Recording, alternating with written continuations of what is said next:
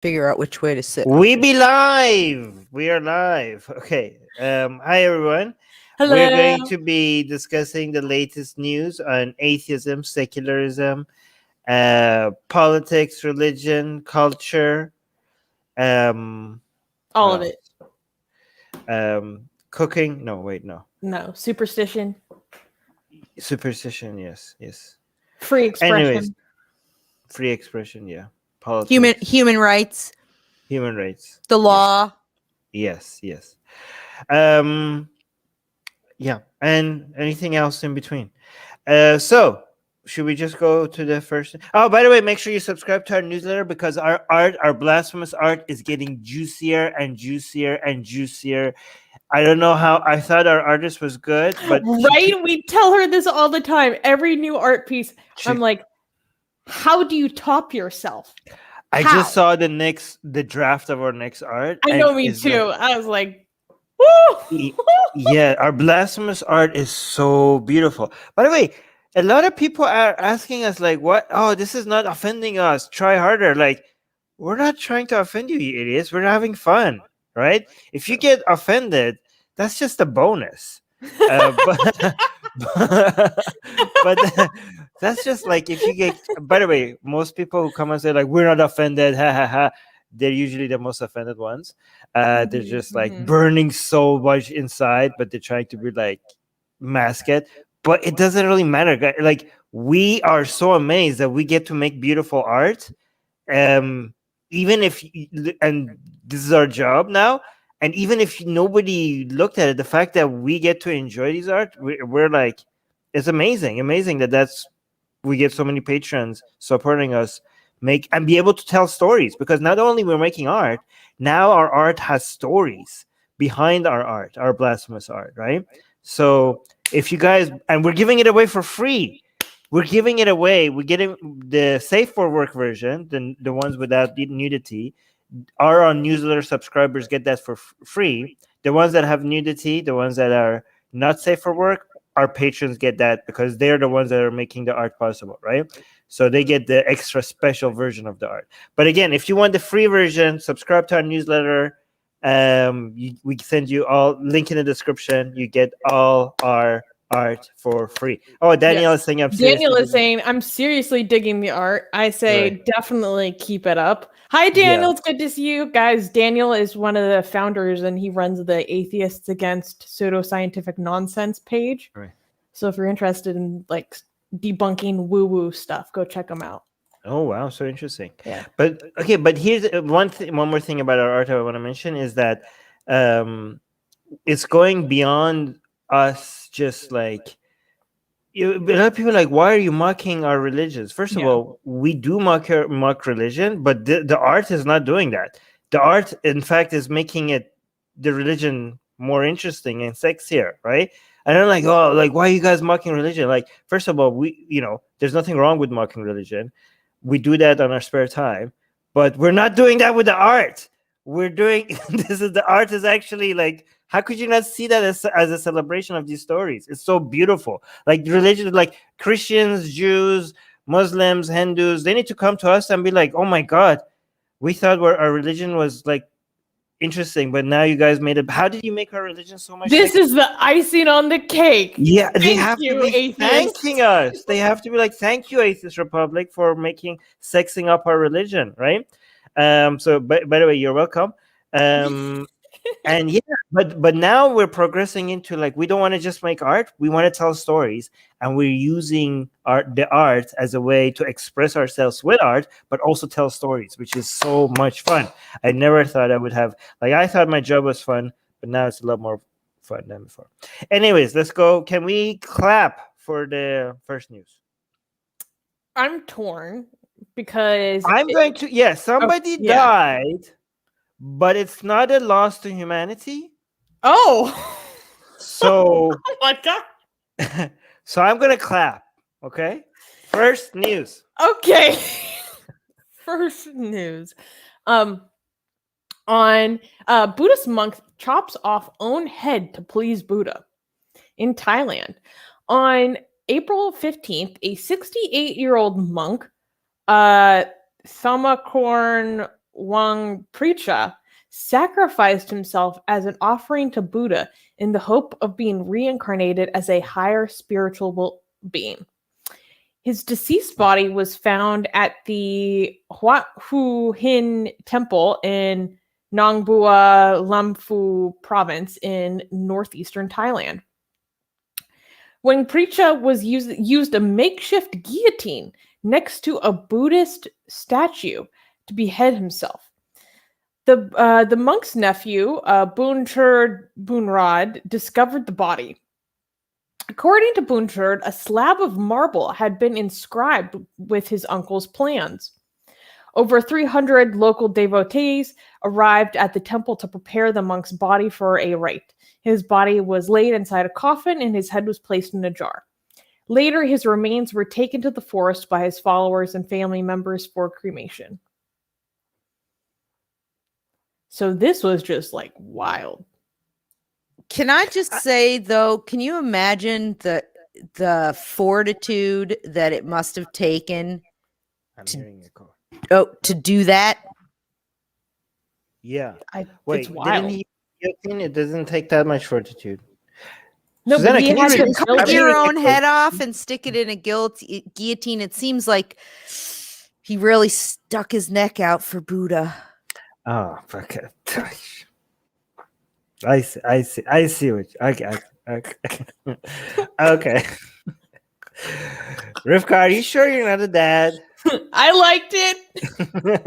I think Rivka's a dad. Am I a mean person if I'm not upset about this in any way? I'm gonna tell you guys why I'm not upset. He didn't experience any pain. Okay. He thought he was happy for doing this. So it wasn't like, usually when people commit suicide, they're depressed and I feel so bad that they were in so much misery that they had to go through that. This guy thought like this guy was happy, right? I mean, this guy has already like wasted his life way before he killed himself, right? He was not producing any value to himself or society. He didn't suffer. And I thought at first when I heard this story, I was like really upset about it because I thought like, how do you even behead yourself? That's like, must have been like extremely painful. And they're like, oh no, he just used the guillotine. Like it was painless. He was happy. He was delusional. It seemed like the people around him are happy for him. It's no loss to humanity. His life was a waste to himself and everyone else. Like he was not contributing anything useful to the whole world. He went out happy. Your body, your choice, right? Die with dignity. Do whatever you want. And I don't know. It's like maybe I'm wrong. Okay, like correct me if I'm wrong. But usually I think like the understanding is that if there's death involved, we need to be upset. And as somebody, who, I don't want to make this dark about bringing some personal experience to this, so never mind that. But I don't know. I just feel like, I don't know. I think like I'm not upset about this. Is it? Am I a psychopath or something for being sad about this? Do I need to change? Tell me. I don't think you have to be sad, but I do think you can't say categorically that he didn't do anything with his life or he wasted it. Not about necessarily being the monk. We don't know what it is he did other than being a monk. I mean, he could have fed people. He could have been a nurse. He could have, helped other people in the community. So we can't categorically say this guy was no great shakes to the world and he doesn't matter anyways. Correct. You're right. He also means something to his family, regardless of whether I'm assuming they're happy for him. Maybe, we don't know. It didn't really say so much in the article. Right.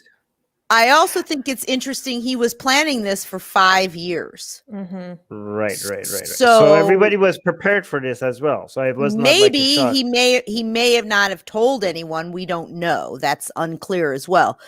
But as far as like your point about all death has to be sad, I don't think that that's necessarily true. Sometimes death has to be, you should be sad at all deaths or they're all negative. Right. I don't think that's necessarily true. Sometimes it's actually the more humane option, or sometimes you're relieved that someone, you know, if they have a terminal illness or whatever. So but I don't think that you should feel bad that you're like, he decided he wanted to kill himself. He didn't hurt anyone else but himself. He does get to make that decision.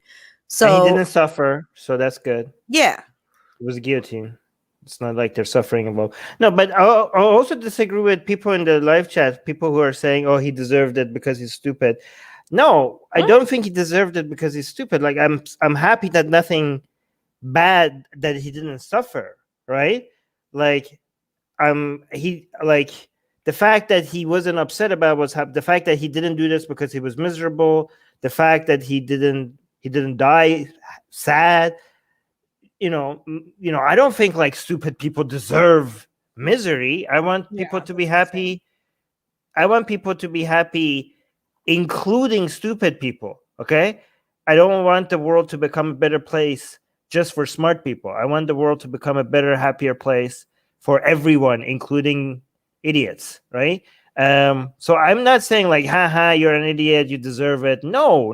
In fact, one of the main reasons why I'm not feeling very sad about this is because he didn't feel any misery or pain both before and during his death. But go Susanna. Well, it's really interesting. So I was looking up articles that were published after this event, and there have been several articles that were published more recently talking about how there have been several Buddhist authorities that have since come forth and basically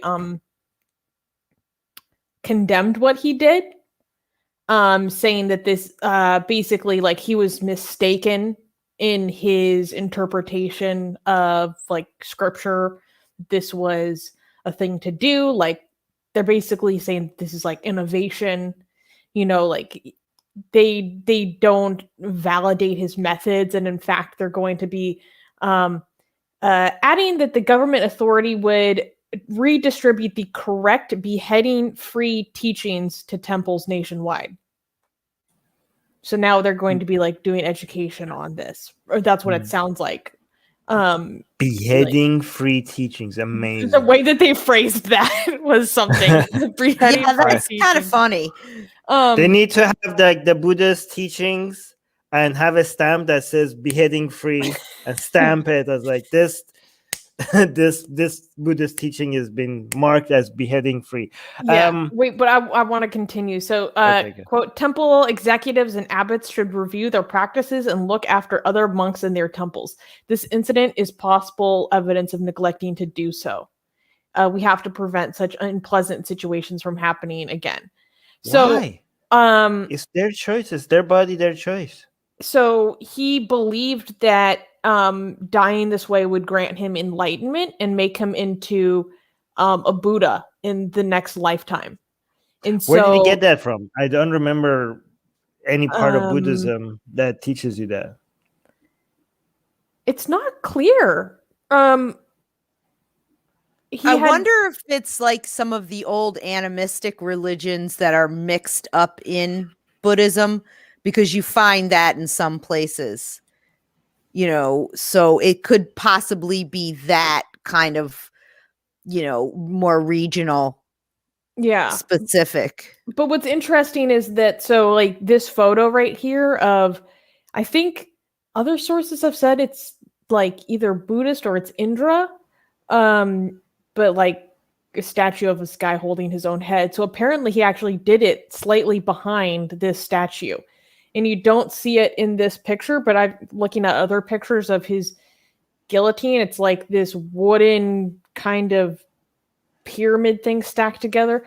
But people, like some of his disciples, like helped him build it earlier this month. So there were people like fully aware, you're terrible, of what was going on. And in fact, those people who helped him build it may or may not be facing charges. Why?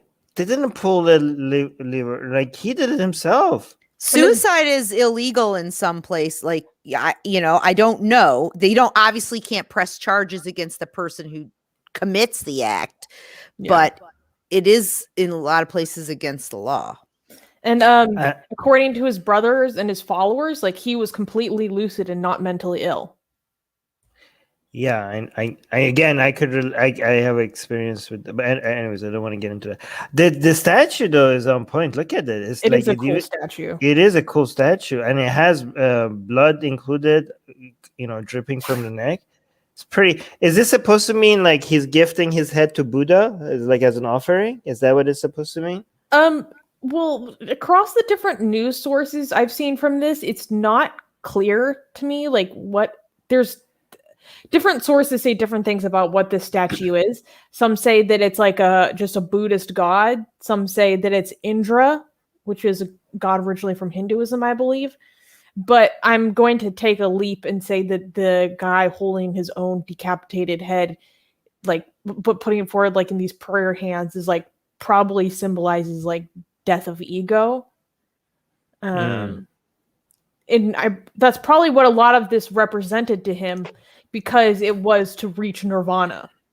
It was to become a Buddha when he reincarnated. I hope I hope he tested the guillotine like 1,000,000 times before he used it, because it would be really horrible if it doesn't go all the way through. And then this, oh my God. Like, I hope like you'd like test that thing on, I don't know, so many times to make sure that it goes through fast and effectively. God damn. Imagine if it gets stuck halfway through and you have to like, your friends have to come and push. Yeah, that's horrible. Rivka. No. I wanted to say two things. One, stupid people have human rights too. So people, those kind of comments are just, I find them just kind of reprehensible and not really, doesn't really add anything to the discussion. And the last thing I wanted to say is it's interesting that he thinks that this is how he's going to become a Buddha, because if you look at the Buddhist teachings, the Buddha himself said that any human being, because they believe in reincarnation, but he's talking about humans, has the potential to be a Buddha. Anybody. So you don't necessarily need to be a monk, cut off your head, you have to adhere to the Four Noble Truths, or the Fourth Noble Truths, which are like right thought, right action, all those things. So I've never heard this in any Buddhist things that I've studied. So part of me thinks that it's like some either odd interpretation or maybe something regional or some kind of animistic old religions that are mixed into whatever they're perceiving or how they practice it. Because there are different types of Buddhism. Like in Thailand, I think they practice like what they call like the diamond vehicle. There's all these different names for different types of Buddhism. Tibetan Buddhism, Thai Buddhism, the Buddhism that's practiced in like Korea and places like that.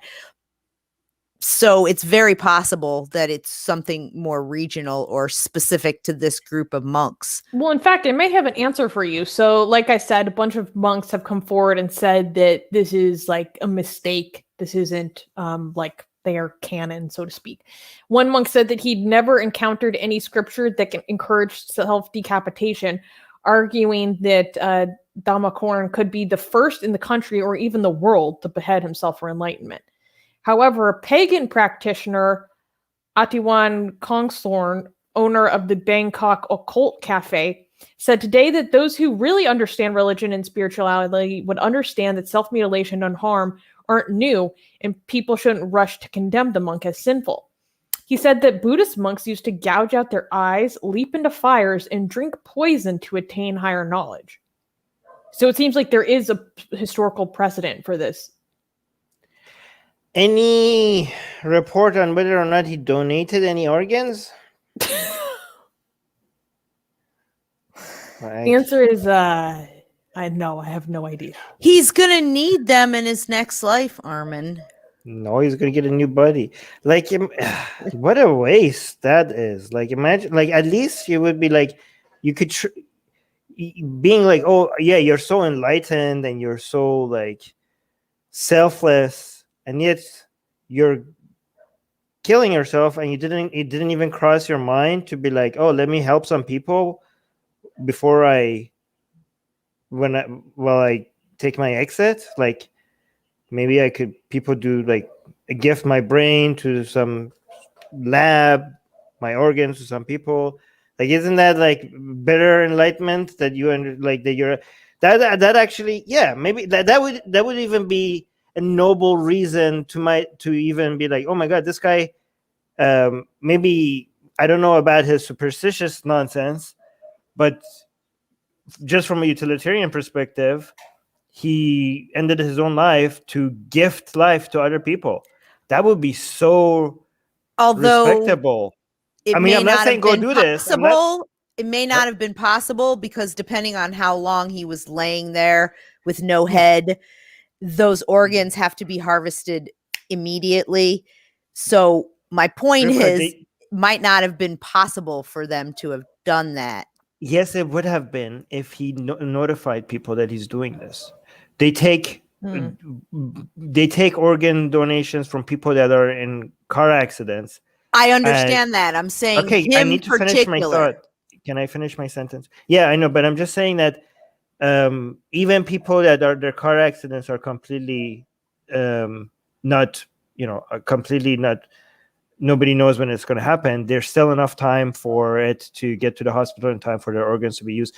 He could have like notified they could have had doctors on the spot you don't even need doctors. He could have had mobile freezers on the spot and just like watch on YouTube or something how to keep like certain organs. Like, he could have had his friends, okay, as soon as the blade drops, you get this item and you put it in this freezer, and you get this item and you put it in that freezer, and this is how it works. This is how you lock it, and then send this freezer to that hospital and send my brain to that lab. That would have been this would be a movie. This would be like, oh my God, look at this person. He sacrifices one life lost.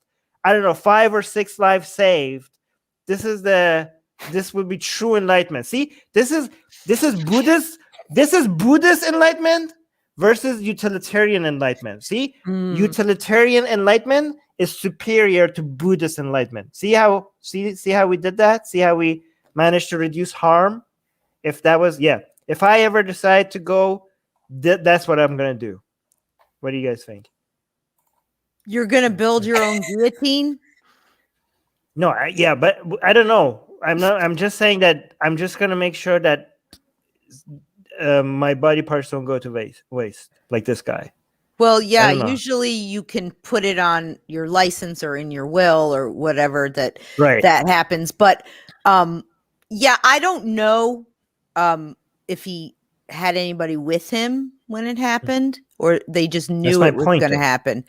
Yeah, and any doctors would probably not do that. It's unethical to allow to watch that, and then it would be unethical. You could just have freezers.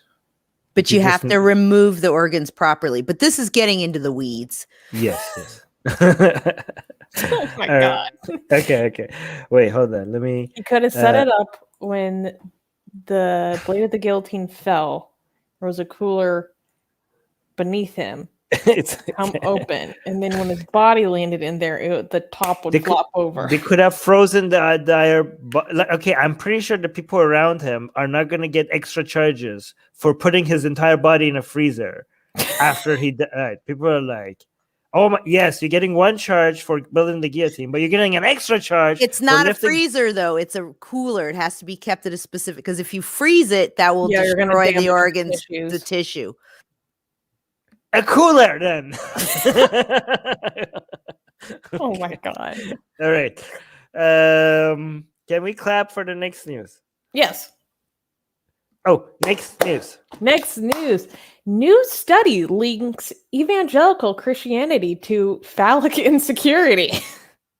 What? What? Yes. That was unexpected. Okay. Plot twist. According to research published in the Journal for the Scientific Study of Religion, phallic insecurity tends to be greater in regions of the United States with a higher proportion of evangelical Christians. The findings imply that America's evangelical subculture preserves insecurities about penis size. Researchers compared the frequency of Google searches for male enhancement in similar phrases to evangelical Protestants in each state. Their research concluded that as the proportion of evangelicals in a state expanded, the reoccurrence of Google searches for these enhancement terms went higher in number. The outcomes of the research suggest that a subculture of promoting unattainable, phallocentric masculinity permeates the entire evangelical community. Wait, is this why Christians have bigger guns and bigger pickup trucks? All I have to say is about the title that they have, phallic insecurity, and they're talking about phallocentric mindset, is quelle surprise. Because we're talking especially too about, a very male-centered religion, the Abrahamic misogyny, and all of them, Judaism, Christianity, and Islam, all of them, the men are above women in every way, and that's made clear to the adherents in terms of when you read it, so yeah, I mean, again, no, I don't understand. This doesn't make any sense. What does this have to do with Christianity? I'm pretty sure even if you are a man who doesn't think that men should be are superior to women, and you have a tiny dick, you're not happy, even if you don't think like you're supposed to be dominant. I'm not saying that. I'm just saying it doesn't surprise me that there's a phallocentric nature to some of what they're thinking about because of. But I mean, it's okay. It's hard to be a man and not have a phallocentric. It's part of our body. Like we can't But I mean, I'm just study is specifically talking about religious people. Oh my God.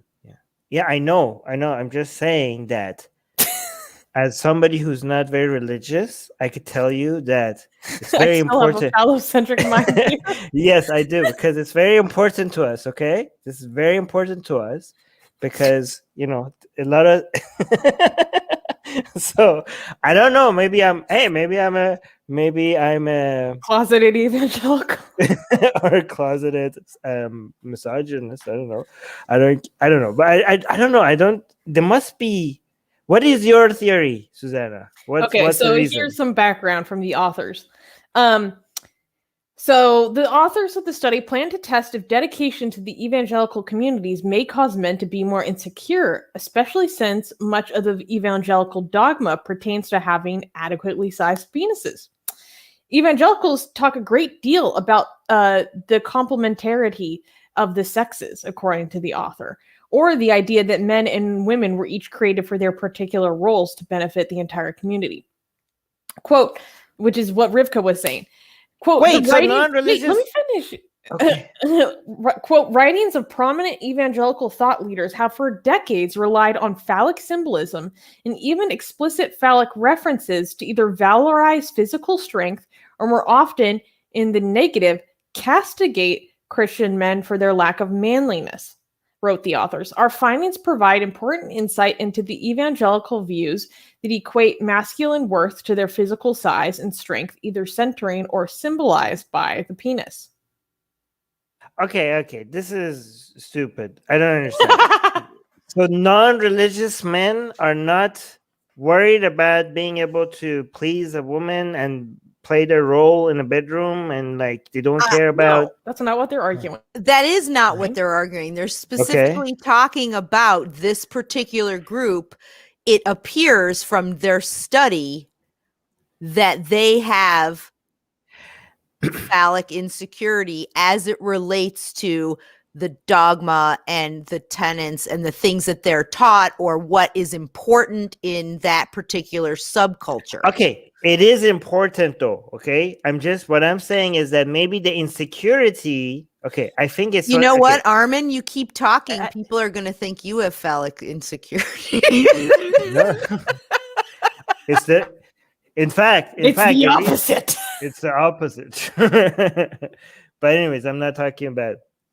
Let's not bring each other's. And I don't Just bring. Kidding. I don't bring other people, my co-hosts' genitals into the conversation. For the record, when we're talking about the news, I don't bring up. I have never, for the record, I've never brought up Susanna's or Rivka's genitals to the discussion in any of the news coverage that we ever had. Okay, so guys, cancel Rivka. Okay, all right. So what was I saying? I completely forgot. Oh yeah, I'm just saying that your genitals. All right, can I maybe finish a sentence, Rivka, at some points, like get my point across without getting interrupted? Is that okay, Rivka? Is that okay? Are you okay? All right, cool. Thank you, Rivka. Yeah. So here's the thing. I think it's the insecurities that comes from religion. I don't think like gender roles. Here's the thing. You could be a trans woman. You could be a gay man.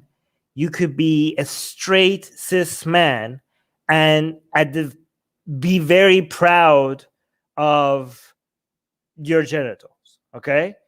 Of your dick, okay? And you could be very proud of the way you perform during sex. That doesn't make you, there's nothing wrong with being like happy with your body parts. And there's nothing wrong with with being upset with your body parts. Like you could have gender dysphoria, and you could be like, you know what? I have a penis and I don't like it. Okay. There's nothing wrong with that. And maybe you like, I don't like the shape. I don't like the way it looks. But the opposite is true too.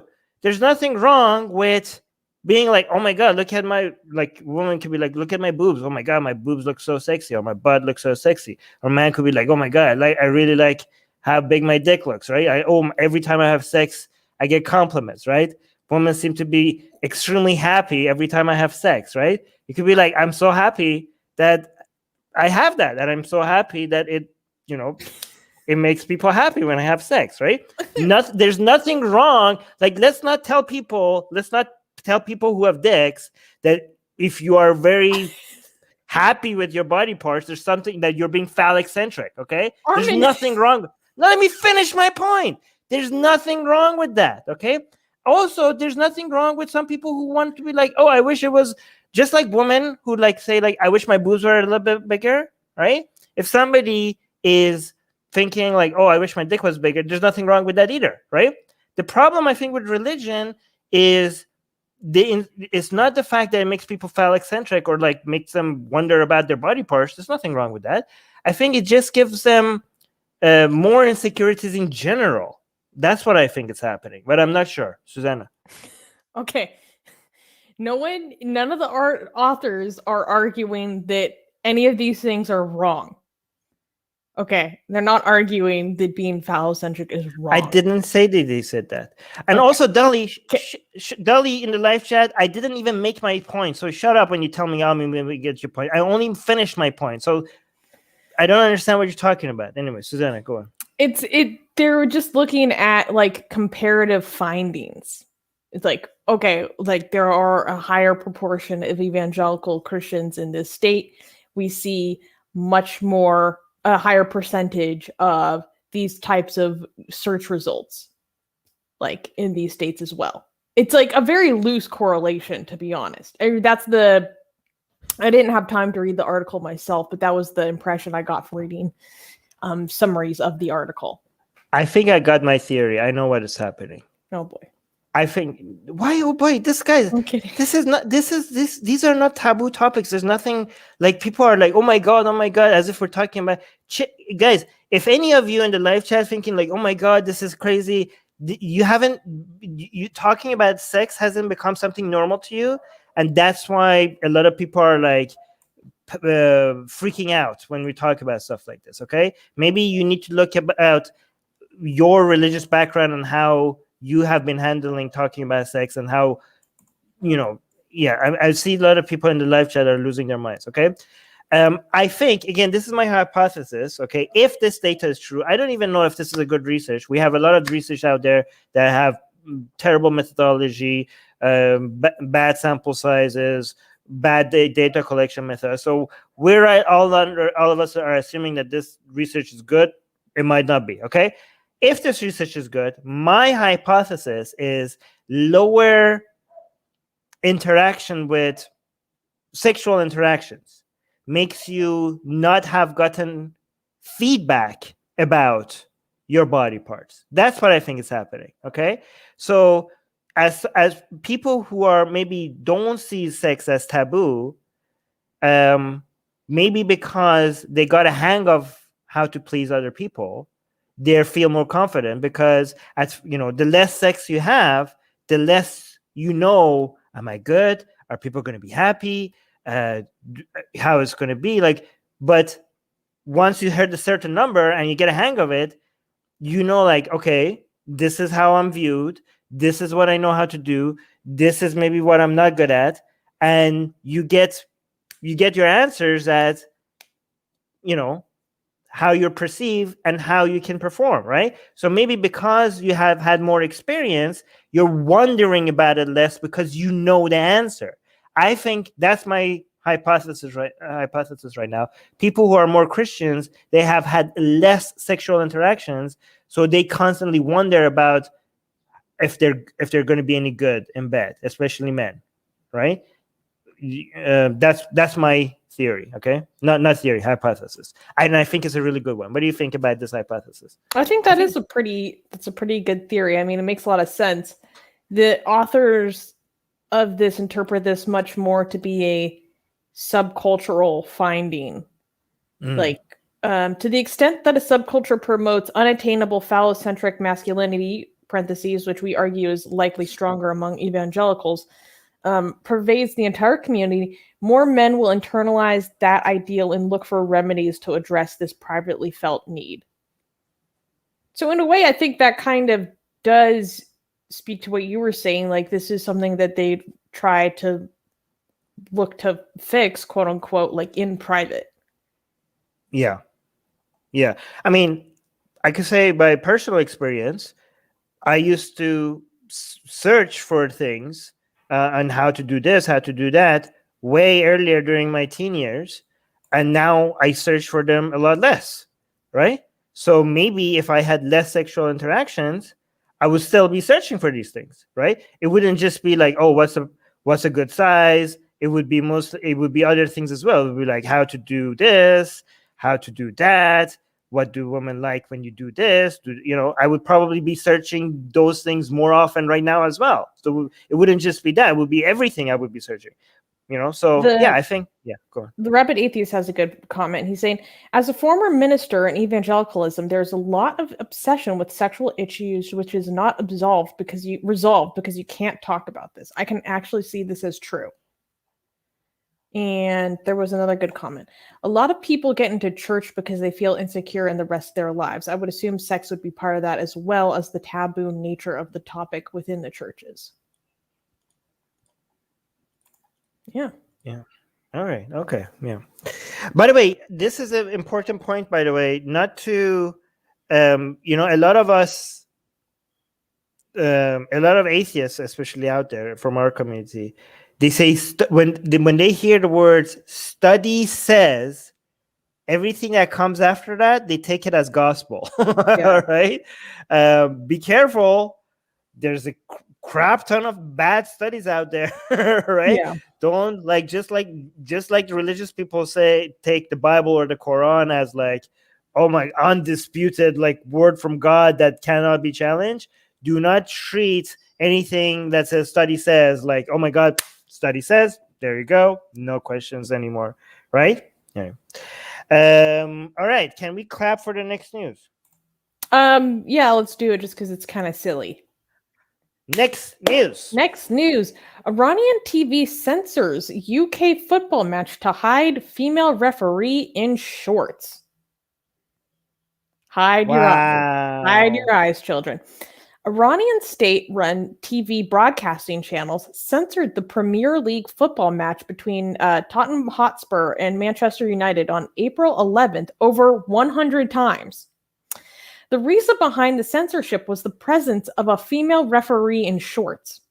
Every time the referee would come to the camera during the game, the channel cut away from the game to scenes from London's back streets. In April, and then as a background, in April 2018, during coverage of a match between Barcelona and AS Roma, the AS Roma's badge was blurred out due to the portrayal of a wolf having its teeth sucked on by Rome's mythological twin founders, Romulus and Remus. So guys, just to make this clear, not only do they censor someone for just having her knees showing, in 2018, they censored a drawing of a mother wolf. They censored her teats. They censored a logo of Romulus and Remus because it was a female wolf breastfeeding like 2 children. Like even a drawing of a wolf had to be censored. So they cut Crazy. from every time she's shown? Yeah. Because you can see some skin here. They will cut to this thing on the left, right? Yes. Yeah. Rivka, any thoughts? I was just thinking about like the person whose job it is to do that. Like what a lot of work and continual pain, to constantly having to, leg cut, I mean, it just seems like such effort for such pretty, from my opinion, insignificant amount of skin showing. It's sports. They're wearing, it just goes to show you some of the ridiculousness of this, that they're paying somebody to sit there and do this for however many hours the match is every time. It seems, what a lot of work.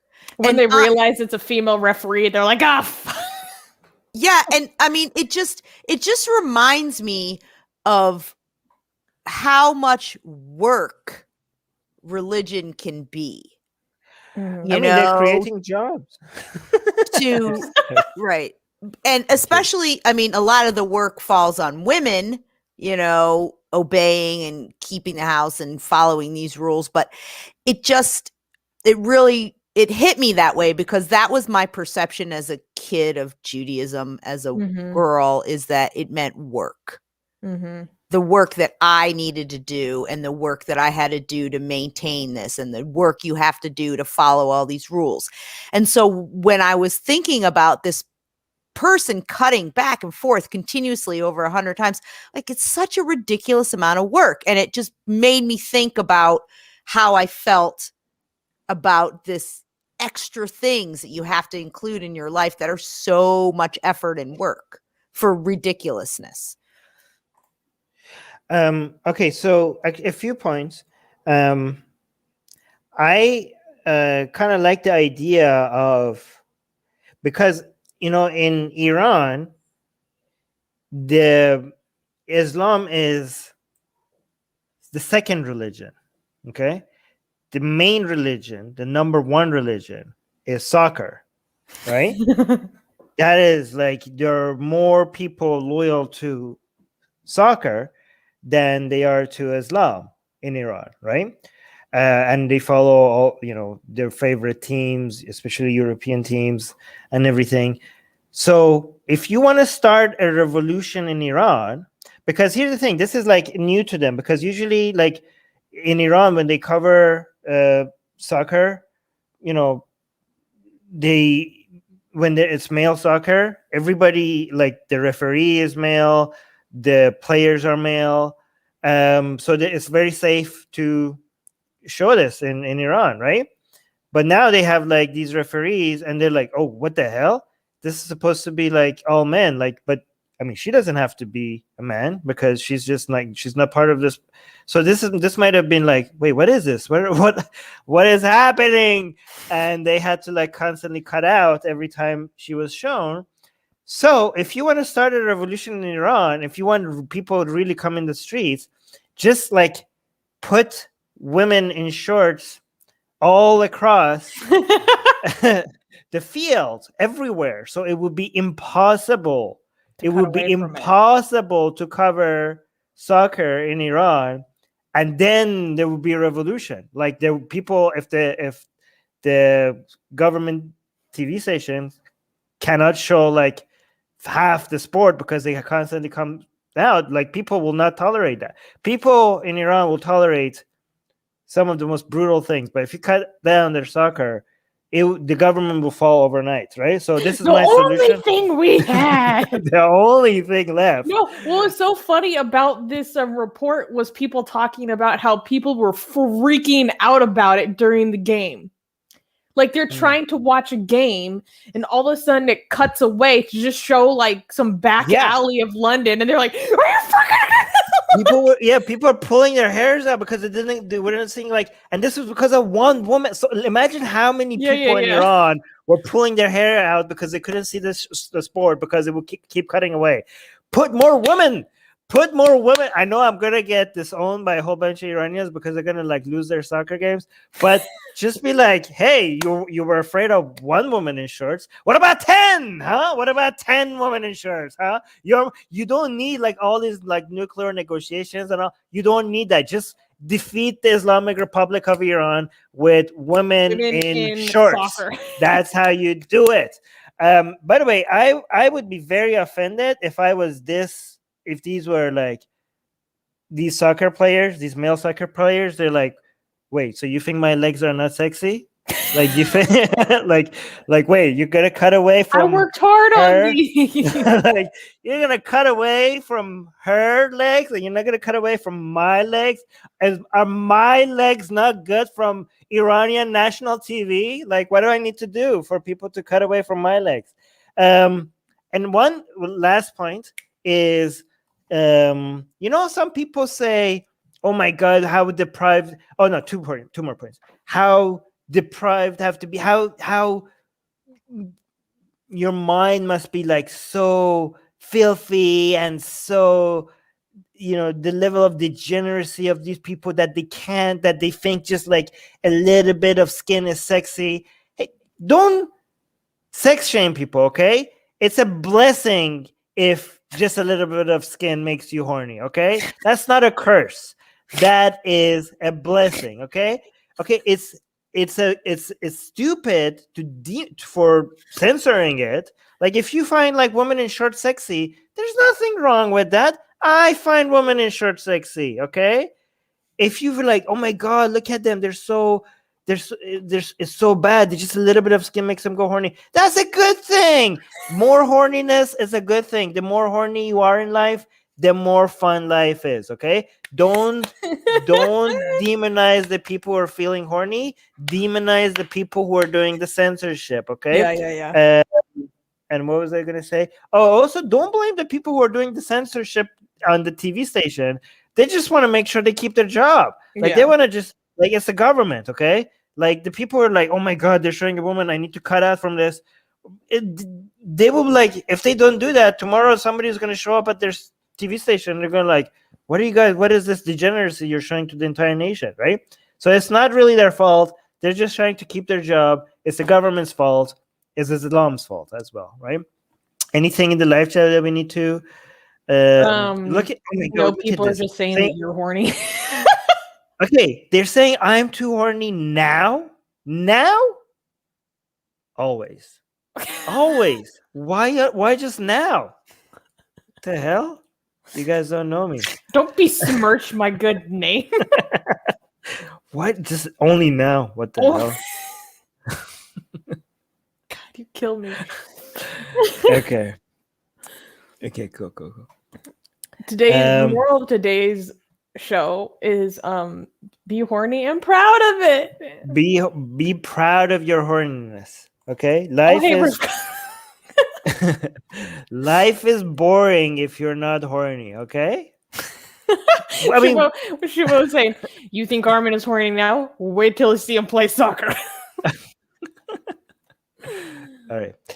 Wait, can we clap for the next news? It's not really something we support. So it's nobody died. I'm just gonna do a slight clap. Next news. Pakistan police file blasphemy case against feminist marchers. Pakistani police registered a blasphemy case against organizers of the Feminist Women's Freedom March in Islamabad. This march is held annually to mark International Women's Day on March 8th. Organizers of the march condemned the allegations as baseless and false. Pakistan's strict blasphemy laws mandate the death penalty for the offense of offending Islam's prophet and carry a life sentence for insulting Islam's holy book, the Quran. In Lahore, a court rejected a similar petition for lack of evidence. The court stated that the demonstrators' right to protest is protected under lawful protections for free speech. Allegations for blasphemy appeared to be revolving around doctored videos and images. Organizers of the march compared the original and doctored videos and proved the latter was intentionally made to appear as if the demonstrators were insulting Islam. They're wearing the hijab in a country. This is the picture from the protest? Scroll down. No. Police officers escort activists. Oh, okay. No, these are the police officers. These are, because you can't have male police officers at a woman march, right? Because it's too much close. The protesters themselves are mostly not wearing hijab. Okay. Because I was like, these are police officers. Okay, cool.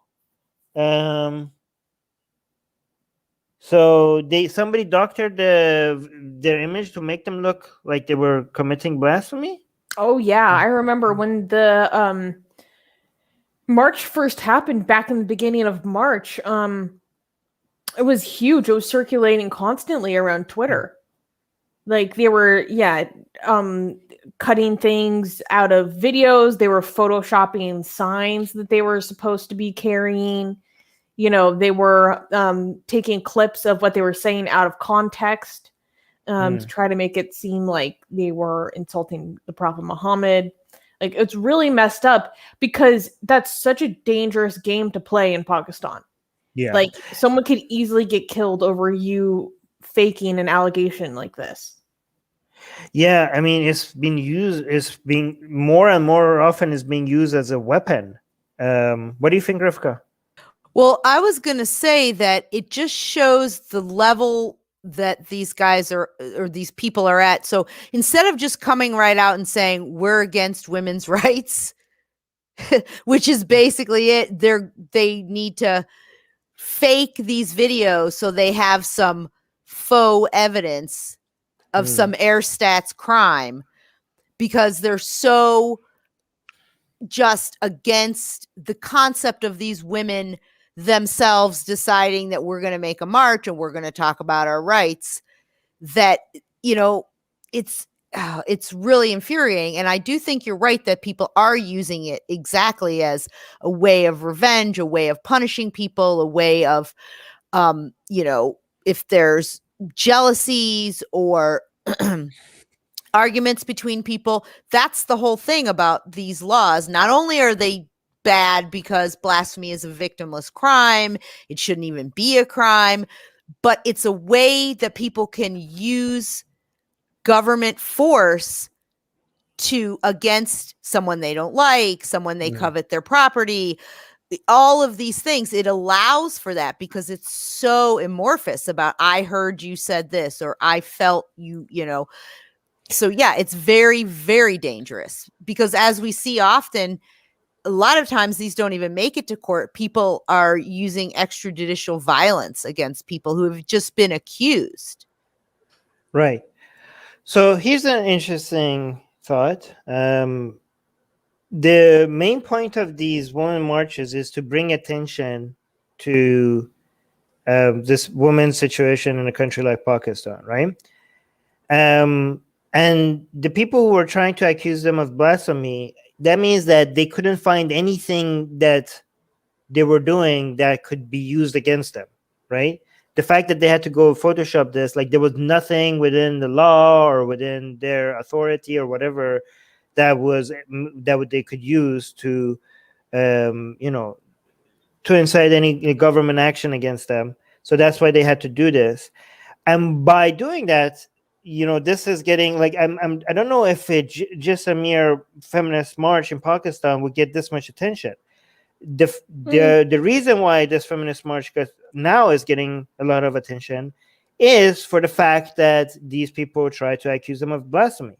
So in a sense, the main purpose of this march was achieved by the people who tried to accuse them of blasphemy. Like, it's now getting a lot more attention, and also they're making the feminist marches point for them, because these women are trying to say, like, our voices are not being heard, our rights are not equal. And guess what? Yes, see here, exactly. When we try to speak, somebody tries to accuse us of blasphemy. This is like exactly the point that they're trying to make. So thank you to whoever is accusing them of blasphemy. You prove their point, and you also amplify their voices. But go on, Susanna. Well, so my impression was that I think it's called in Pakistan the Azadi March, which means like Women's Freedom March. It was a big deal in it of itself, like when it first happened, because I think it was one of the largest that has ever occurred in Pakistan and happened across several major cities. And so what we were talking about was that I think previously we've talked about the accusations against some of these women's march organizers. But now what's new about this is that some case has actually been registered by the police, and at least Islamabad.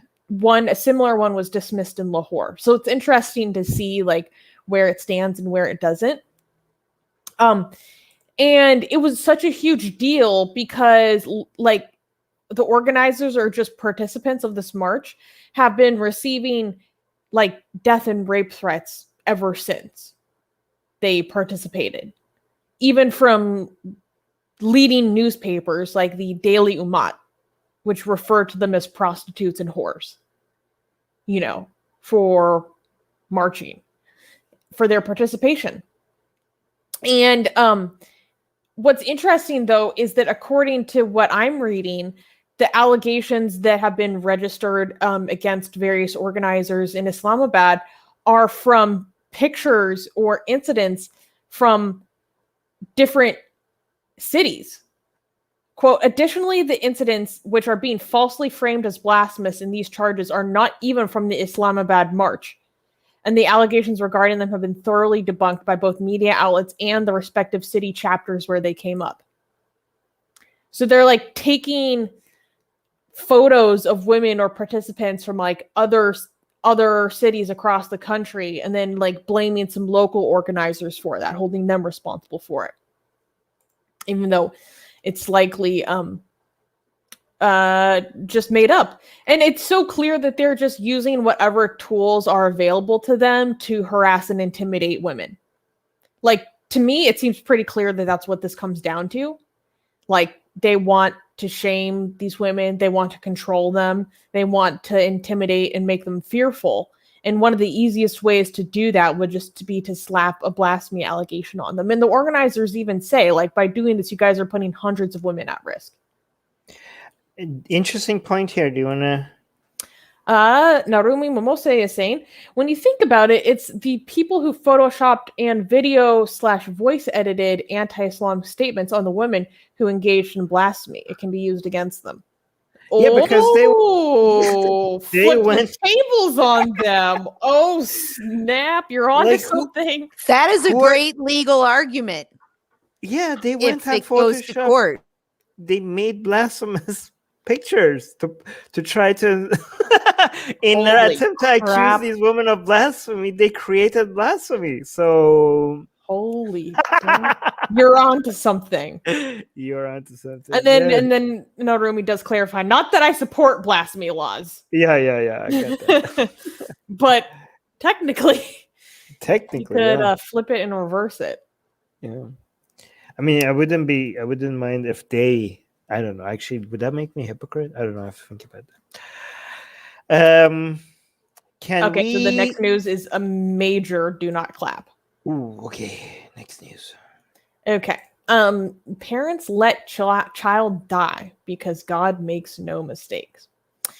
Recently, the Michigan Court of Appeals declared a ruling that allowed a couple who let their newborn child die due to negligence to regain custody of their 3 other children.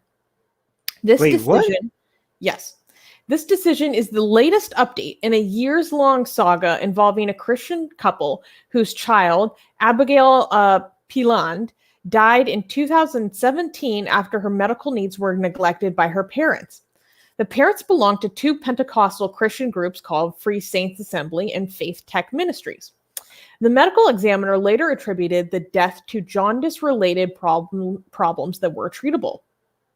The Pelans were charged with involuntary manslaughter, which meant that they faced up to 15 years behind bars if convicted. In 2018, the couple had another baby with the same health issues as Abigail. That girl, along with her brothers, is in custody with her maternal grandparents. On April 15th, 2021, the Michigan Court of Appeals filed a new trial for the couple because previously a jury wasn't allowed to consider the role of religious beliefs when the couple skipped care for the child. The court stated that under state law, parents could not be found negligent solely for, quote, legitimately practicing their religious beliefs. Eugene Volkuk, a law professor, said that this decision is legally correct, even though ethically unsound. The latest court hearing lends a couple the chance of regaining custody of their 3 other children. Hold on. So, wait, what state? Like, is this based on laws of what? Like a state or? This is in Michigan. Michigan. Okay, so in Michigan, you get to have custody, like you get to murder your child, and as long as it's based on deeply held beliefs, you get to keep your other children? Is that what I'm hearing, Rivka? Okay, so there's a couple things. It's not murder, it's child endangerment and neglect. The child was born with exaggerating. a bilirubin problem that's easily solved. But super high levels of this bilirubin can cause liver failure and other things depending on, how severe it is. So they committed child neglect and child endangerment. And then the child died. So the issue isn't just the deeply held beliefs. The judge was talking about individual beliefs is all the court was heard on. They were saying they had individual beliefs, but they weren't briefed on their religious beliefs, as if individual beliefs are somehow not or rather, if not, as somehow religious beliefs are not individual beliefs. They are. And that somehow if you call an individual belief a religious belief, and it's believed also by other groups of people, that gives you some sort of higher authority on your set of beliefs. Okay. It seems like it sets like a really poor legal precedent that people who adhere to a set of religious beliefs versus just beliefs are being judged by a different law, which means that they can commit this negligence and endangerment and not be held responsible for the consequences. All right, so let me rephrase my question, and can I get a short answer to this one? So in Michigan, if you have religious beliefs, not other people who have deeply held beliefs, it has to be specifically religious beliefs. If you put your own child in danger and they die as a result, if it was based on religious beliefs in Michigan, that means you still get custody over your older children. But if you did the same thing to your children and they died, and it wasn't based on religious beliefs, it was some other beliefs, it was deeply held beliefs that was not religious in nature, and your children die, one of your children die as a result, because your ideas that led to that was not religious, in that situation you're going to lose custody of your other children. Am I understanding this correctly? That's my understanding. But one clarification is that they are giving the opportunity to potentially regain custody. They don't have custody yet, but they are being given that opportunity because their beliefs are religious. This is the United States of America, right? And this is the standard. I do see a lot of people commenting on how bad the decision was by the judge. However, I wonder, did the judge have any choice? Like, was his hands tied by the law? The judge, she said that this was the law, and that was part of the discussion by the other commenter who's saying it's unethical, but it's legally a correct decision. But what I find so interesting is the judge talking about the jury was only briefed on individual beliefs, not religious beliefs. And that was part of the reason why they won this appeal to petition for custody. And so what that law in Michigan is saying is that there's two separate laws. One for people who hold beliefs, whatever those may be, and one for people who call whatever the beliefs they hold religious. And so therefore, the people who call those beliefs religious somehow has more authority. And therefore, there's two separate jurisprudence, one for non-religious belief people and one for religious belief people. Susanna? Well, and Rivka's completely correct. And I wanted to point out something important. So this child, Abigail, died, and then her two older brothers were taken from the parents, taken out of their custody. During this time, they had another child. This child had the same condition as Abigail. They were prepared to let this other child die the same way until the state took them from their custody and gave this child the treatment that her sister never got the chance to have. And she survived. And I want to clarify something too. Like, a lot of times people don't understand when it comes to medical treatment or procedures with children, parents cannot consent to those things. They can only authorize. The only person who can give consent is the person the procedure is being done on. Since children aren't old enough to do that, the parents have to authorize. And that's what makes a judge also acting in loco parentis, which is a duty of care to authorize specific treatments. So the reason I bring this up is because people fail to understand sometimes how the difference between the two, and also how is it that the judge can authorize something that should be the parents' job and their duty of care, right? The judge is acting as parents. So by doing that, you are de facto saying that this is the job of the parent to do this duty of care. But because they are refusing to authorize, the judge is now stepping in and acting as the parent and then providing the duty of care. So it's really important to understand that, because the fact that the judge did that tells you that there is a duty to that child, because they're not old enough to make any decisions for themselves, that you must act. Yeah, secular rarity saying, damn, Rivka always has good points. True. One last question. Is this not unconstitutional? Like, cannot this be challenged, this Michigan? Like, the fact that we have two laws for two different kinds of people? Is there any way to challenge this? You could bring it up on appeal. You could change the legislation, would be the way to do it.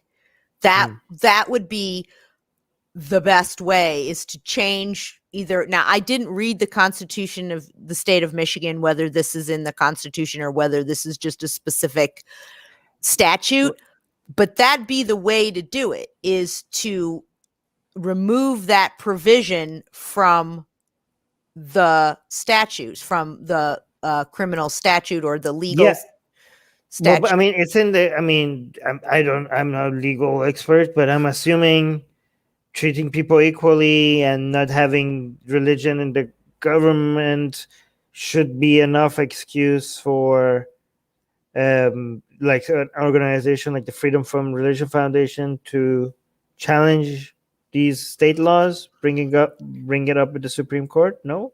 Well, first of all, the Supreme Court has to agree to hear it, okay, which they probably won't. And it's a custody case, doubt that. But the way to challenge it is to change the law. That's the best way, is to introduce a bill in Michigan that takes this provision out of the Constitution or out of Michigan criminal code. And what I find really interesting is I should do some more research on this and come back, because I wonder if it's the same for civil law, because the burden of proof in civil law isn't as high as criminal law, right? So that's one thing that's different.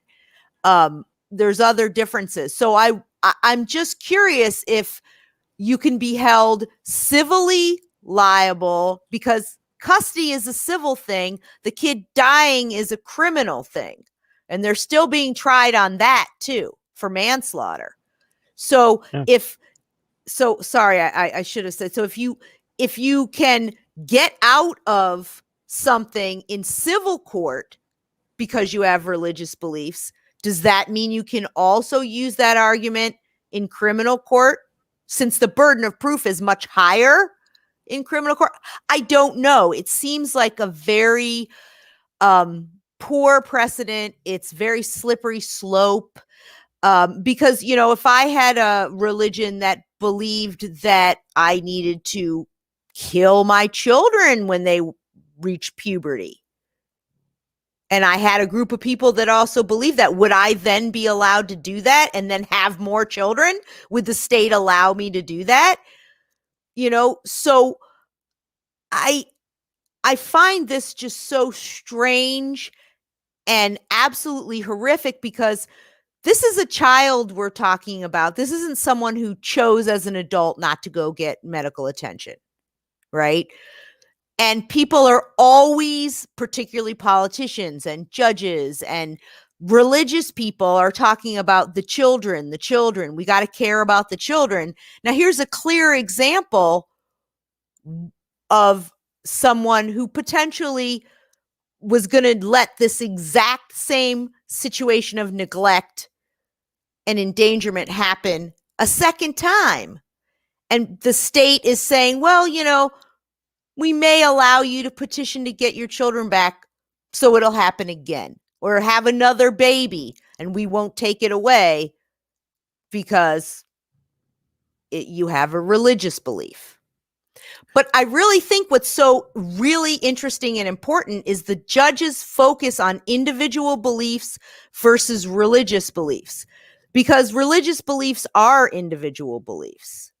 Individual beliefs don't have to be religious beliefs, but they're really one and the same. Well, yeah, but except one of them enjoys privilege and the other one doesn't. Exactly, and that's the point. Yeah. So there's double standards in law. Yeah. By the way, actually, this is very interesting because a lot of people say like Islam enjoys two different laws in Europe. Like some people are like accusing European countries of having two different kinds of laws, one for everyone else and one for Islamic communities. Well, we can see that at least in the United States, we have the same situation with Christianity. Like you don't have to go all Sharia on us to tell people like, oh, like, you know how Mariam Namozi has this campaign, just one law for all people. Like every time that campaign comes up, people think like, oh yeah, we're talking about Islam, Muslim communities in European countries. Well, apparently not. That's not the only case. Christianity enjoys separate laws as well. Anyways, Susie's back. Sorry Yay. about that, guys. My roommate okay. slammed a door, and then all of a sudden my Wi-Fi went out. Okay. But I'm back. That's okay. Okay. All right. Can we clap for the next news? Yeah, I think it's a good thing. Okay. Next news.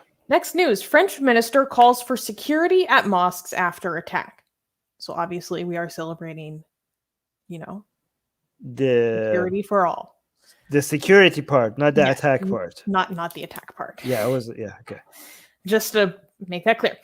On April 11th, members of the local Muslim community in the western city of Rennes discovered graffiti insulting Islam and the Prophet Muhammad on a mosque and a Muslim cultural center.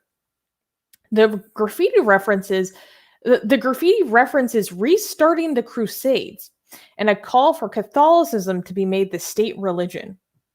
France's Interior Minister, Gerald Darmanin, has ordered more comprehensive security for Muslim sites of worship after vandals defaced the walls of the mosque days before the start of Ramadan. Darmanin stated, quote, "Freedom of worship in France is a fundamental freedom.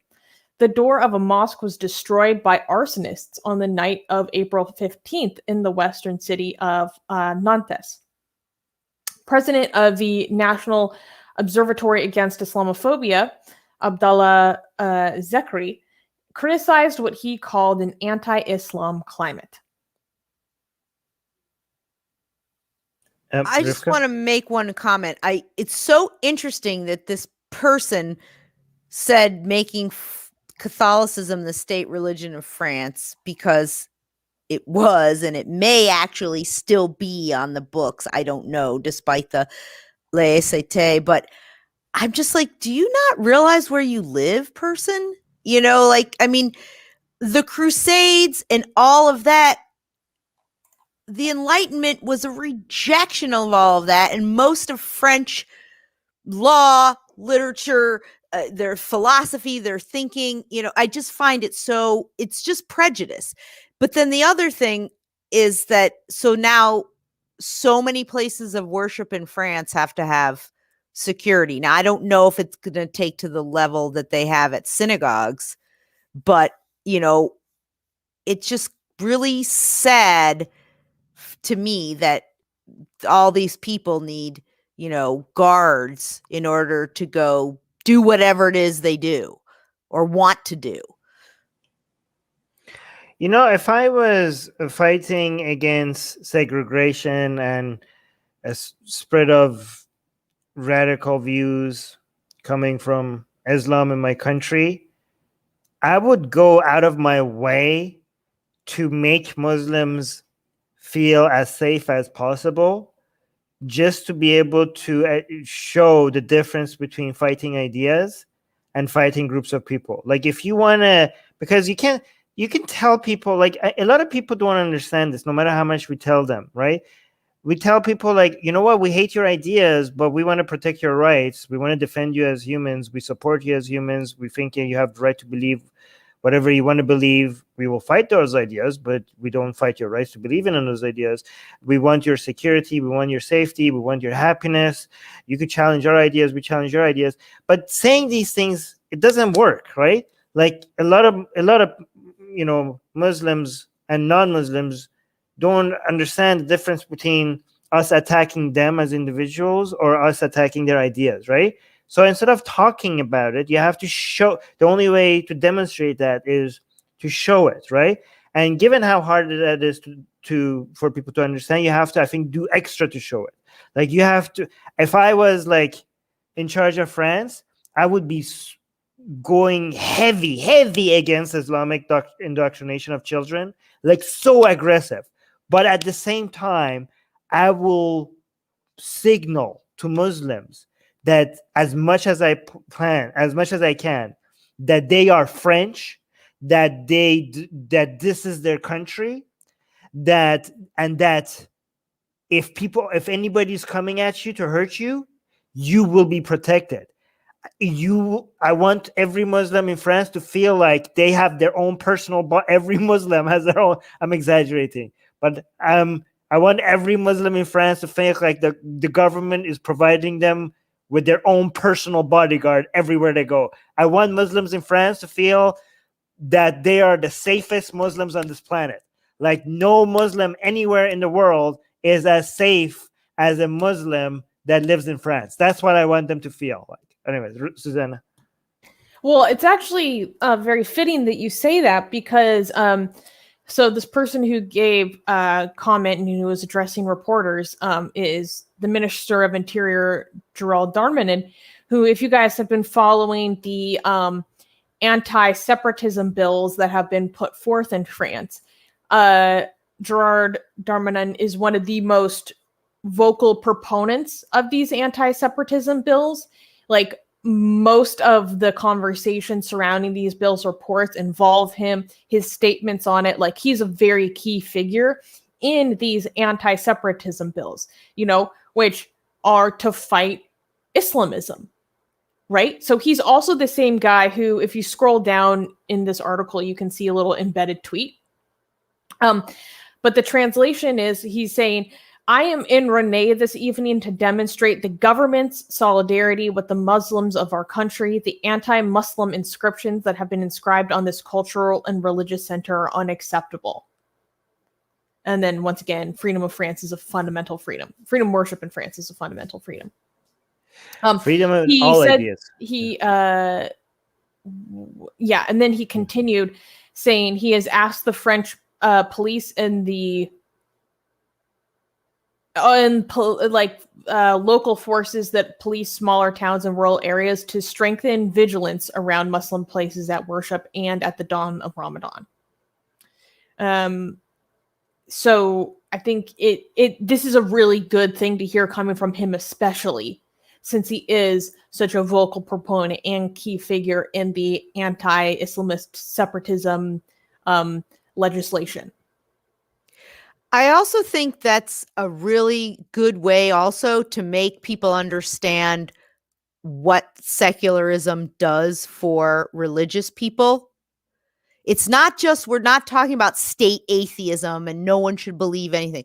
No, secularism is the best protection that religious people have in terms of their safety, their rights to, believe, to gather, to worship, because it's giving everyone the liberties that they should enjoy as a human being, and I think it's a really good way to show them what you were saying, Armin. You want to feel safe. Yes, you have the force of the law of this country behind you in your right to believe or worship or think what you want to think.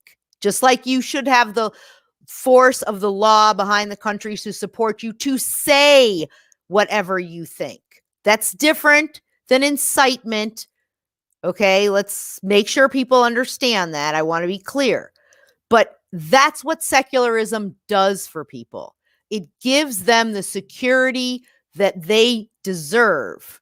And I think this is a really good way to make that point. Right. Cool.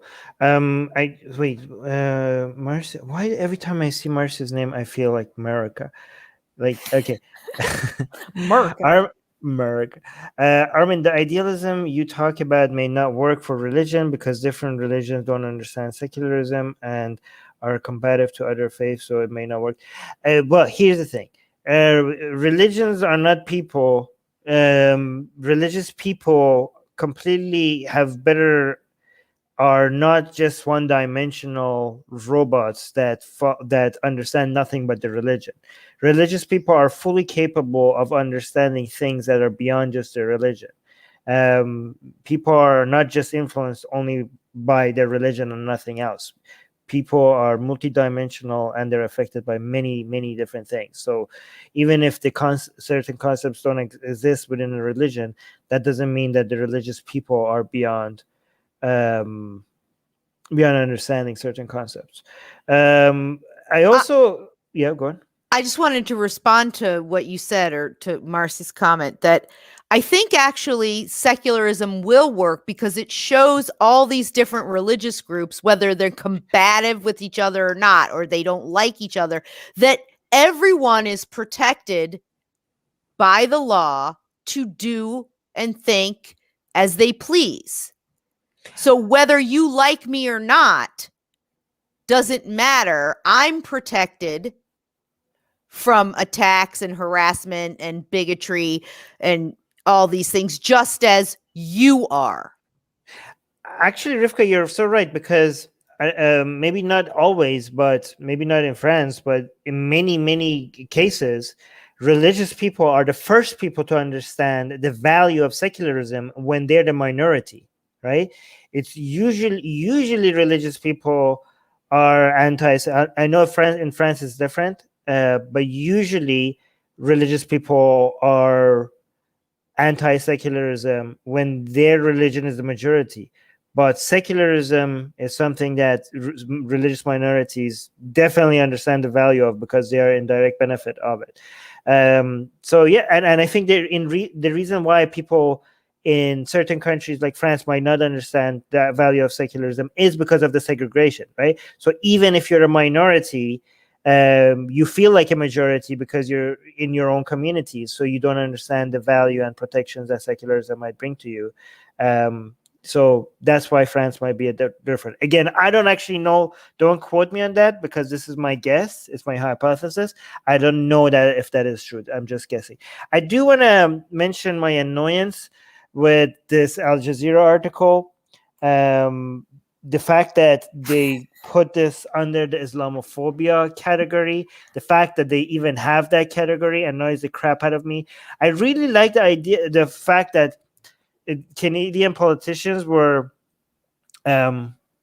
understood how problematic this wording is. Like we had, like I didn't even know that this meaningless of the word Islamophobia got to the point in Canada, at least, that certain politicians openly came and said, "Can we not have a bill that mentions Islamophobia? Can we change that to anti-Muslim bigotry instead of Islamophobia?"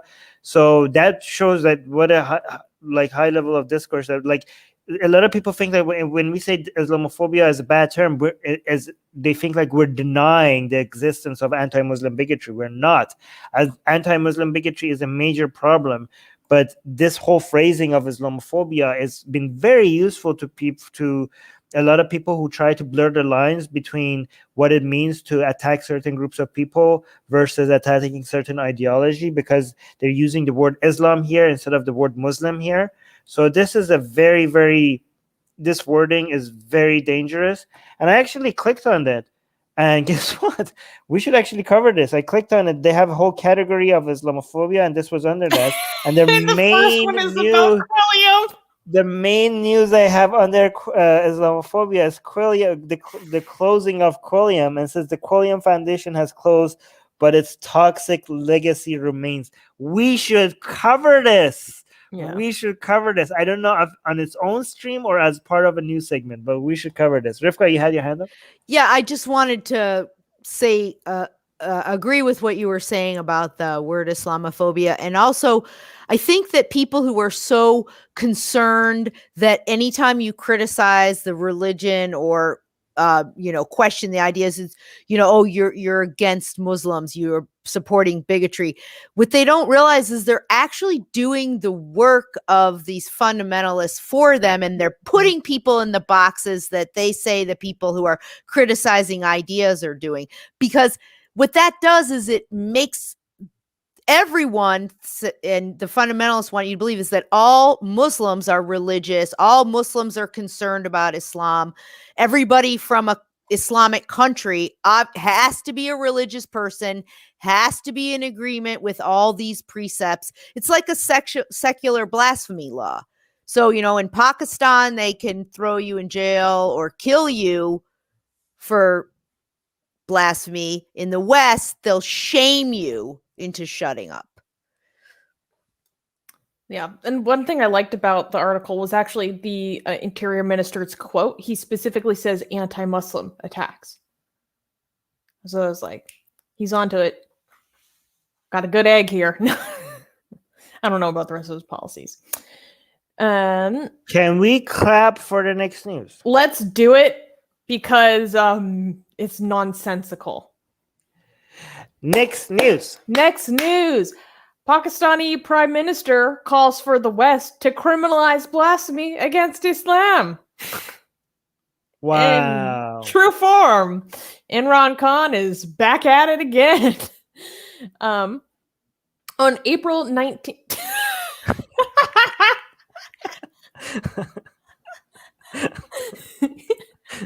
If you're just listening, Armin pulled the little no gif just into the corner of the screen. Can you please just leave that up? Yeah, I'm gonna leave it up.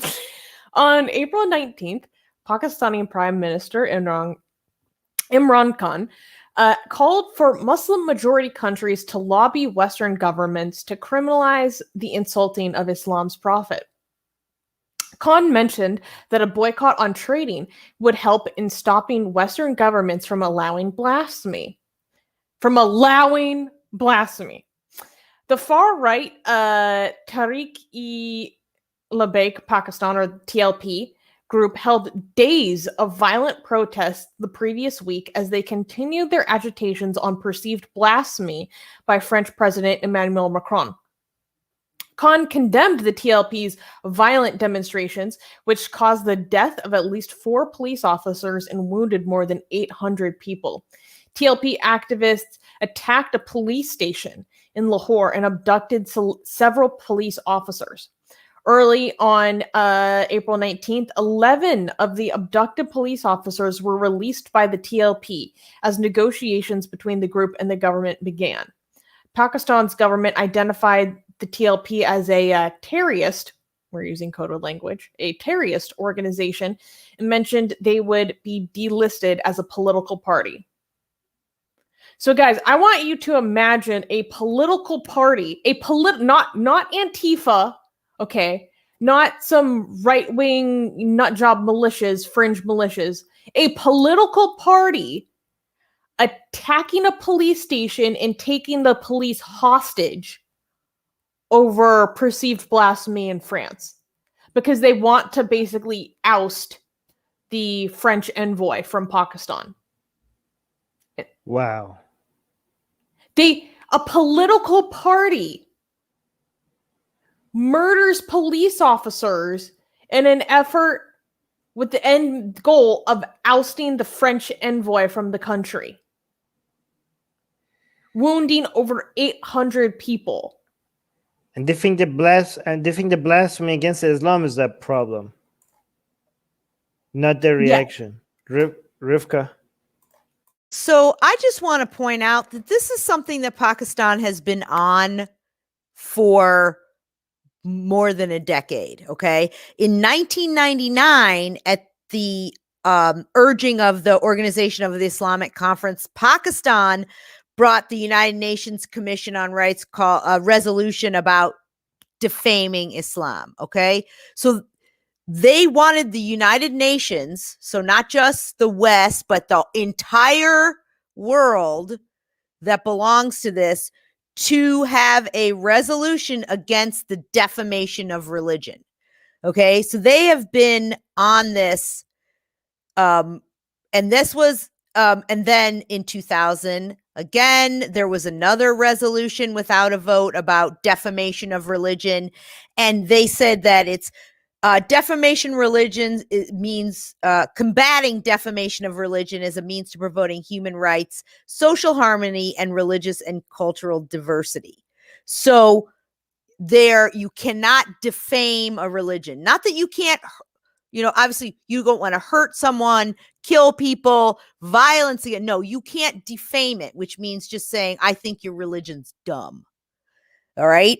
And this has been going on. Yemen introduced one in 2005, and the UNHRC, UN Human Rights Council, in 2006 adopted a resolution. 111 member states voted for the resolution against the defamation of religion. So, and Pakistan's the one who started this in 1999. This defamation of religion is anti-human rights. So I just feel like it's ridiculous of him to ask the West to do this, but this isn't anything new from them, is my point. That's a very good point. And I wanted to tie the actions of the TLP back to Imran Khan's comments, because I was like, why would you call for the West to criminalize blasphemy against Islam? Well, you are like, that's very much validating the opinion of the TLP, which was founded and is centrally focused, essentially, or it was created around this issue of blasphemy against Muhammad. So Imran Khan, while simultaneously is having them listed as a terrorist organization, is at the same time validating this opinion that this is something that should be criminalized and punished by the state. But okay, go ahead, and then I'll finish. I know what he's saying. It makes sense now. I can relate to Imran Khan now. What he's saying, here's what he's saying.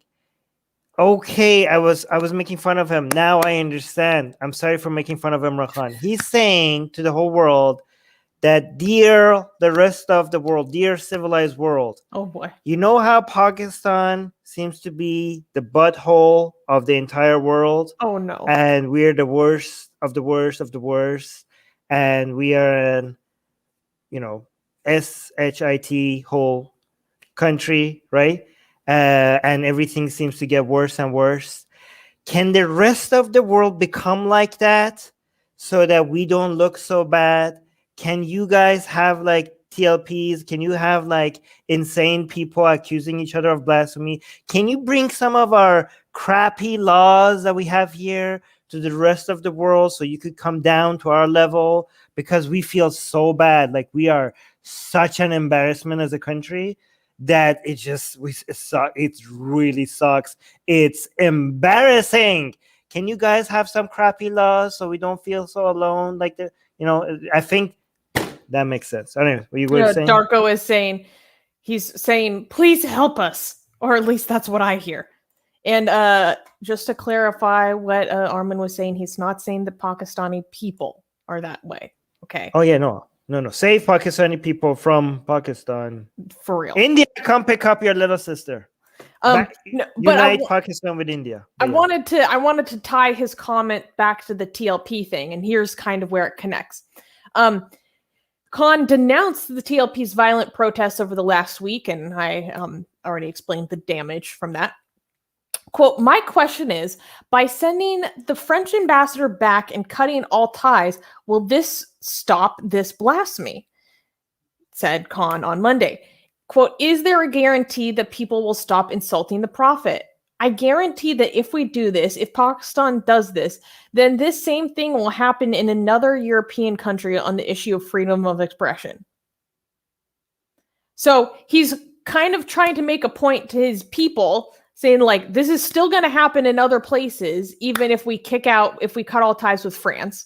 Okay. But then at the same time, he's going to Muslim majority countries saying that they need to put pressure on Western states to criminalize blasphemy, basically to get his own population under control. Like, am I wrong in that interpretation? Like, okay, so because just going after France won't fix our problem, we now need to gang up so that we can enforce this far beyond our borders, because I can't handle what's happening inside my borders. Rivka, you're muted. Exactly. And that's why the please help us more than please help me, right? Meaning Khan, right?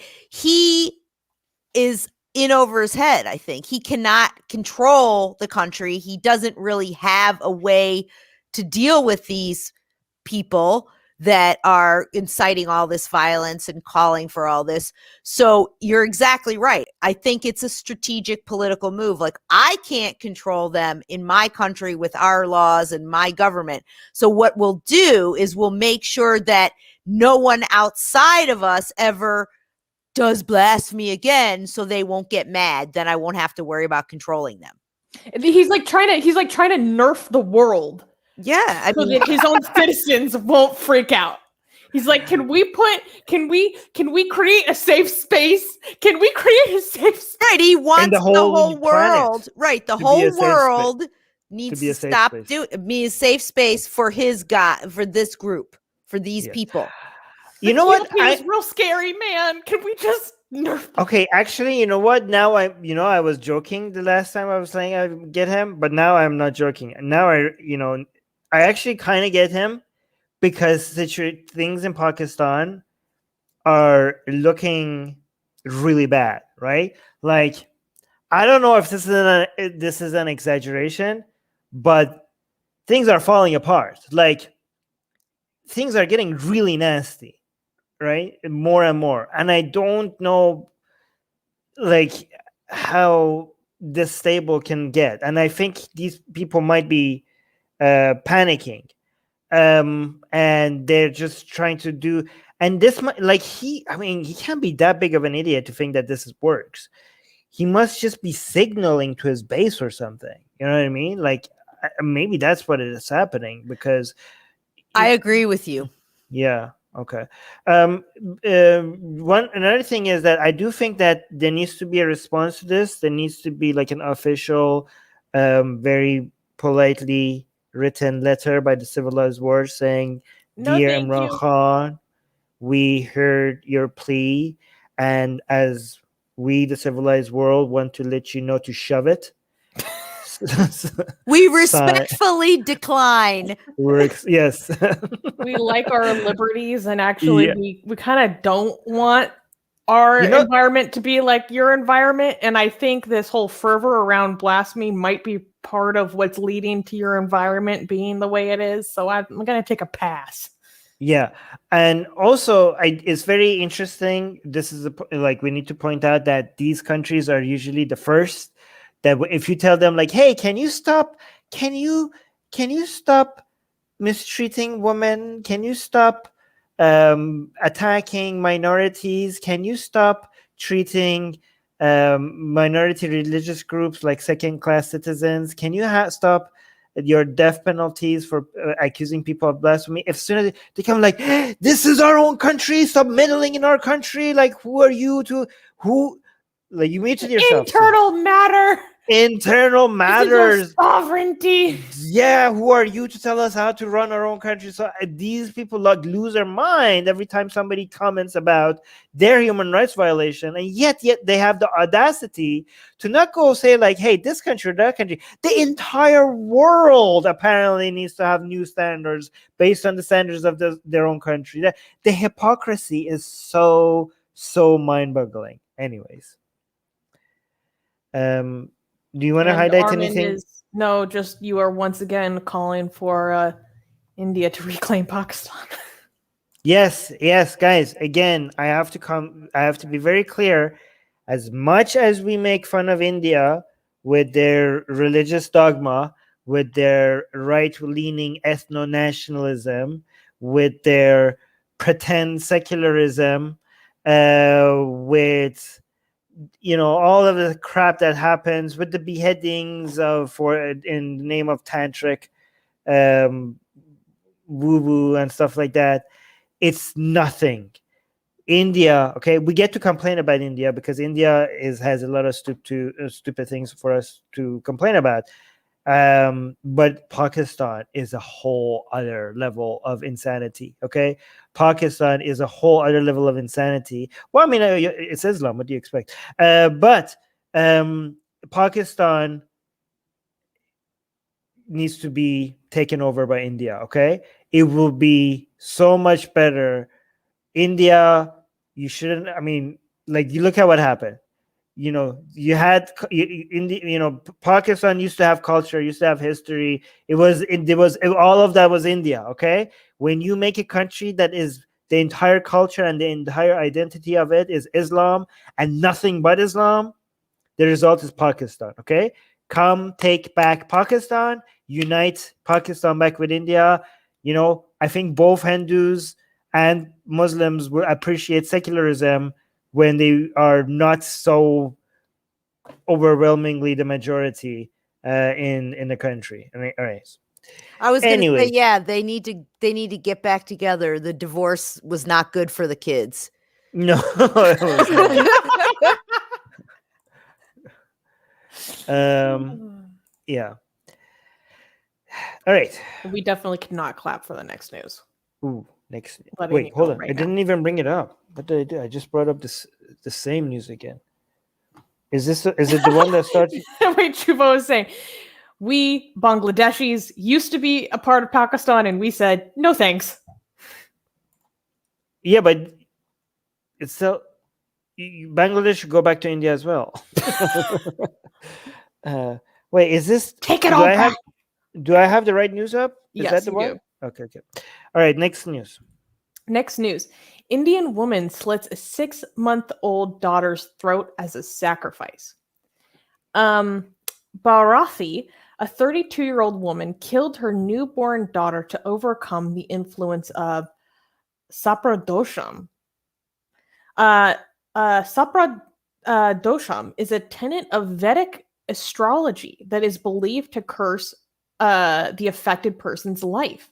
The gruesome incident took place in Telangana's Suraipet district in India. On April 15th, Bharathi killed her own child by slitting her throat with a knife and later confessed the crime to a relative. The relative rushed to Bharathi's house and found the infant girl's blood-soaked body with a photo of a god nearby. Inquiries revealed that about 5 years ago, someone had told Bharathi that she had sapradosham, or this, negative energy that was cursing her, which negatively impacted her life. She constantly went through various videos on YouTube to learn how to overcome the perceived curse. Bharathi claimed that she saved her family member's life by sacrificing the child. The police have charged her with murder under the Indian Penal Code. Oh, and Katie is saying that this kind of astrology belief is supposed to affect you not just in life, but even after death, as some people believe. Oof. And the sapra in sapradosham means snake. Yeah, okay, I was going to comment on the snake. And they talk about you can kill snakes. If you kill a snake and then you'll see the cobra and you can get this. But I don't know exactly. Katie probably knows more. But yeah, there's some stuff having to do with killing snakes, or if you kill a All right, wait. So which part of religion is this? What religion? What text? What scripture? Where are we getting on? The astrology from the Vedas, right? Yeah, Vedic astrology. Wait. So do Hindu? So by the way, when you say Vedic, a lot of people don't know you're talking about Hinduism. So you have to mention that. But does it say in Hindu scripture that to behead babies? That doesn't explicitly say that. I would have known by now if it explicitly said that. No, I mean, this seems to me so the actual belief of this curse comes from Hindu astrology, but in terms of this sacrificing of people. We've talked about before how this is more of a tantric thing. So the belief in this curse seems to come from astrology, but I think it's possible that this opinion on overcoming this curse, it's possible that this came more from Tantra or tantric practice. Tantra is part of the Hindu tradition, so it's not like that separate. Yeah, but I mean, like nowadays, it's often it can be seen as more occult, more black magic-y, more lost texts. But yeah, just like Christian cults, Islamic cults, Jewish cults, like these are within that tradition. It's it's not like mainstream, but it's like if you see a Christian cult that does something that other Christians don't do, it doesn't make it not a Christian cult. It is within the same branding, if you will. So, and I think like these tantric cults are the same, kind of have the same relationship with Hinduism. So do you want to read these comments? Because we have people from India who are telling us how this will answer your question a bit. Goddess Katie is saying human sacrifice is present in the Vedas and performed to gain protections and boons which cannot be attained through horse sacrifice. Mm-hmm. So if you lose your keys, you do horse sacrifice. If something is more important, you sacrifice your own 6 months old baby. Actually, we covered the news here on Atheist Republic that somebody sacrificed their own human child to find their phone. Yeah. So tantric sacrifice, when it comes to human sacrifice, sometimes is used for something as petty as a lost phone. Ghost Bunny actually brings up a very good point. She says it sounds like she may have been suffering from postpartum depression. And this is why psychology is so important and why it really needs to be pushed more in India. Ghost Bunny, this is a very good point. Because while she had been told that she had this curse 5 years prior, that was probably, and this is why we talk about like religion being the seed of a lot of really bad psychosis, right? So like her brain probably latched onto this, right? But a lot of things that people don't talk about with postpartum depression is that women will have intrusive thoughts, uncontrollable, intrusive, distressing thoughts and experiences of murdering their own children. And it's for obvious reasons, like very stigmatized, very taboo, but it's shockingly common. And yeah, so Rivka can speak to that as I want to say yes, absolutely. And then the point that I wanted to make to piggyback on your point about, and Ghost Bunnies about postpartum depression, is that a lot of them sometimes have to do, I've read a lot and I've heard from women who had this, and even when I had the postpartum depression, never to this extreme, but there was this thing about knives, like not wanting to go in the kitchen because that's where the knives are, not wanting to cook because you have to use knives. And these are things that people could use to hurt other people, or you don't trust yourself with this in your hand, or, so, and I've heard several women and read cases about this where they would talk about, taking all the knives and throwing them away, not wanting to go in the kitchen, not wanting to look at them, not wanting to cook, use them, anything like that. So it's very common. And 6 months, starting about 3 months, when the baby's about 3, is when it can start, because your hormones are starting to swing back. And 6 months sometimes is when, now I don't know that they're doing this, but sometimes people stop nursing at 6 months.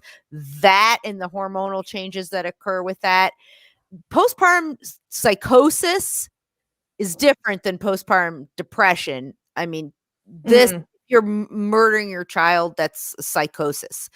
But it's quite well documented, but unfortunately not talked about. Women aren't screened for it. They're not given the help that they need, or they may not even know that's what's happening to them. Okay. Just want to make sure we give a disclaimer that I'm not a doctor, but I am a nurse. Yes. Okay. So I'm going to finish my disclaimer that none of us are mental health experts. So don't take what any of us are saying as an advice on mental health, or take our commentary on this as, expert advice. We could completely be wrong about our analysis of other people's mental health. So that's a disclaimer that we need to give whenever we talk about health related issue or mental health related issues. I do wonder, so ever since we been covering stuff like this from India, we see a constant news on people beheading or sacrificing children in India. And it might give the impression that these things are increasing. However, I don't know if that's the case. It might have been the fact that it was always there, constantly, and we just haven't been noticing them. So, but it's amazing that it happens this often. It's it's something so weird. Maybe some people who are just watching this for news, they may be like, "Oh my god, so shocking." I'm like, this is becoming like a once every month or 2 months thing for us now. Like, I'm worried about losing the shock factor on this. Yeah, it seems like it's a regular occurrence. Yeah, it appears that way. Yeah, it appears. I don't know. It might just be that these are reaching the news more than they were before. That's my but that's my point. Either because we're noticing them more, or either because they're being covered more. Maybe this is not something that is increasing. Maybe this was I don't know. It's been there for the past, I don't know. I don't know what the stats are. I was going to make a comment. It's shockingly common either way. I was going to make a comment about that too, though, is that, and this isn't always true. And again, I'm not saying that I'm a mental health professional, but sometimes when you have an insular community where some people start behaving or doing certain acts, it has almost like a contagious effect on the people around them, particularly if they're hearing or they believe some of the same sets of beliefs. They hear that, oh, this person did this for this reason. Well, I have a reason. Maybe I should do what they did, or I heard that so-and-so. So it almost has like a contagion effect on the community, because we've heard about where they have these, for example, with suicides, younger people especially are really impressionable, where you start having this just almost flood of this happening to a lot of people. Or, some of the satanic childcare stories from the 90s, and that became like this. Now, so I don't know that that's the case, but that may have a role in this, perhaps. Why maybe you're hearing about it because other people themselves are hearing about it, and then people are engaging in it. I see what you mean. Yeah, that's very interesting. I had this one. Oh yeah, Katie is saying it's not just tantric, it's Vedic. Now, most Hindus don't perform it, but some tantrics suggest it even today. Yeah, and I mean, oftentimes these are done on the advice of mystics or tantrics that they heard from either years ago, and it just took them a while to execute, it seems like. Oh my gosh, Katie is saying there were 19 cases of human sacrifice in India in 2017 alone. Wow. Wait, so more than once a month. I was saying maybe once a month, or once, once every 2 months. But this is more than that. Okay, so this is beyond even beyond even what I thought it was. Here's the thing, how we say that the fact that honor killing happens more in Islamic countries, even if you adjust for, based on history, imperialism or no imperialism, cultural background, even if you remove all of that, within Islamic communities, honor killing seems to happen more. Okay, again, what I'm saying is not a scientifically analyzed data, so I might be completely wrong on this. So this is a hypothesis, it's not a theory, but based on this, there seems to be like honor killing, even if it's not within Islamic texts, that is something that is acceptable.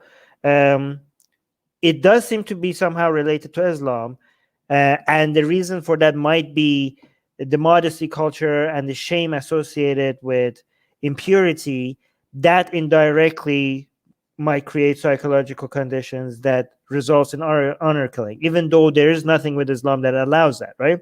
There does seem to be a link between Islam and honor killing, right? Based on that level of like thought process, again, hypothesis, not a theory, human sacrifice seems to be a Hindu thing, right? Like, where else do you see human sacrifice? So, see, yeah, I mean, if this is not because of Hinduism, I mean, people say like a psychological health. I mean, yes, obviously that's an element, but it can't just be that. We have situations of people having really bad healthcare, many other places as well. The idea of like even seeking healthcare being a taboo. I grew up in that environment, right? I know like how that is in other countries as well. Like thinking like there's something wrong with you if you seek professional help. That's a common thing in many Middle Eastern countries, East Asian countries, India. There must, like, again, I'm not denying the impact of mental health issues, but does seem to be Hinduism has an effect on all this, right? Like it doesn't. I'm gonna go with the guess that Hinduism is a major factor. Well, I mean, there were other religions that practiced human sacrifice, like yeah, they're dead Aztecs, though, like but Mayans. they died out. Yeah. Yeah, I mean, among the living religions, Hinduism is the only one left that has human sacrifice. And surprise, surprise, the only country that has human sacrifice. I mean, what are the chances that this is not Hinduism, given that the only living religion that has human sacrifice is also the place where human sacrifice is happening? Like, if they are not connected, I would be surprised. Katie is saying human sacrifice is a pagan thing. It was part of the religions derived from the proto. What does Pi stand for again? Proto-Indo-European. Indo-European, yes. Pi God, Sky Daddy. Yes, like the Nordic paganism, Hinduism, etc. Yeah, well, Hinduism is part of the Pi religions. That's what she's saying. Oh yeah, okay, yes. But that it wasn't exclusively Hinduism, like Nordic paganism had it too, but that religion died a long time ago. Right. Again, I'm not denying the role of mental health. Again, religion poisons everything. Yes, some things are because of mental health, but everything, when you add religion to it, becomes a bigger problem, right?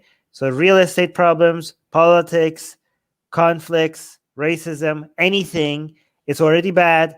Corruption, it's already bad. You add a little bit of dose of religion to it, it becomes a bigger problem, right? Mental health by its own is a problem. You add some religion to it, becomes a much bigger problem. It becomes a big problem. It becomes a big problem, yeah, an unsolvable problem sometimes. Marcia saying, "I like pie." Cool. Can we clap for the next news? Yes. The next news. Next news.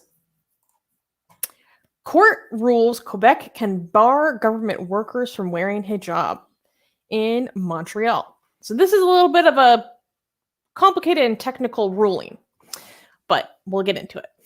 The Quebec Superior Court has upheld the province's law that bans some public sector workers from wearing religious symbols at their jobs. However, Justice Marc-André Blanchard ruled that specific law provisions are unconstitutional as they pertain to English school boards. The ruling would allow for teachers within English-speaking schools to wear English-speaking school districts to wear religious symbols while at work. Bill 21, adopted in June of 2019, prohibits public sector workers from, including judges, police officers, and teachers, from using symbols such as hijabs, kippas, or turbans at work. The law disproportionately affects women, particularly Muslim women who wear hijabs. Bloc Québécois leader Yves Francois Blanchet said he is happy with the court's choice to uphold the province's right to legislate to protect secularism. So before, I just want to clarify some things, because this is it's technical. So there is this bill that's highly contentious in the province of Quebec, Bill 21. And it is originally for all government workers. If you work for the government in any capacity, you are not allowed to wear religious symbols while on the job, while in your capacity as a representative of the government. So this was contested, and this court ruling upheld most of it, but there was one exception. And the one exception is that, so if you're a government worker, you can't have religious symbols at work. But the exception is that if you work for an English-speaking school district. Why? Because there is a technicality where English-speaking school districts seem to be under some different constitutional rights. Like the rest, like they're part of the rest of the non-French-speaking part of Canada? It's a little bit complicated. So it does not apply to the English language school boards, as they hold special rights over education under the Canadian Charter. Okay, so it's a different jurisdiction. That's what it seems like. I was a bit confused by this, but there is this technicality where, all right, even though they're in Quebec, they don't have to follow Bill 21, but everyone else does. Okay, so I'm not going to comment on that technicality, because that just seems to be that we can't uphold the law here because this is not our jurisdiction.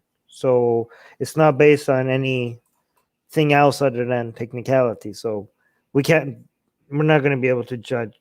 I mean, we could judge that the same way that we judge bureaucracy being stupid sometimes, right?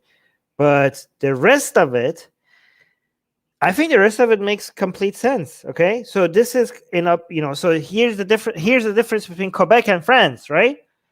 This is why I support what's happening in Quebec. Maybe I'm wrong. Correct me, come at me, and tell me why I'm wrong. I have changed my opinions many times, live on air sometimes. I support Quebec's position on this more than I support France's position on this. Okay, France is trying to ban hijab for women under 18, including in public. In public, on the goddamn streets. Yeah, okay? That's insane.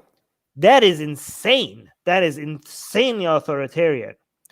Quebec is saying that, no, like in the public, you're free to wear whatever the hell you want. Again, if you want to talk child abuse, maybe if you say like, oh yeah, parents can't put the hijab on their 6-year-old, 7-year-old, 8-year-old, maybe even 9-year-old, like I will be like, okay, show me like the mental health expert that says that this is a child abuse or whatever, and I would be like, you can't just be like, oh, it's a given. No, there needs to be experts involved. I'm like, okay, fine, like maybe, but 16-year-old, 17-year-old, 18-year-old, these people should be able to decide whatever they want to wear in public. Okay. Especially considering that they can consent to sex at the age of 15. Especially given that in France the age of consent for sex is 15, and yet they're telling them that it's now the law that before age 18 you don't get to choose what you're wearing in public. That is insane. That is fascistic. That is authoritarian. Okay, France is going too far on that topic, but Quebec is saying, listen, when you are representing the goddamn government, okay, and you are the face of the government, you cannot have religious symbols. Any religious symbols. This is not hijab. You can't have a cross. You can't have anything. Okay? I would go as far as you can't even have, I would say you shouldn't even have like political symbols, right? You shouldn't be able to have, I don't know, like your party showing. because if you go, like, if your tax agent comes or if a cops comes and arrests you and you're like a liberal and he's a conservative, you're like, oh my God, is this going to cause extra tension, right? Can you send me a liberal cop, right?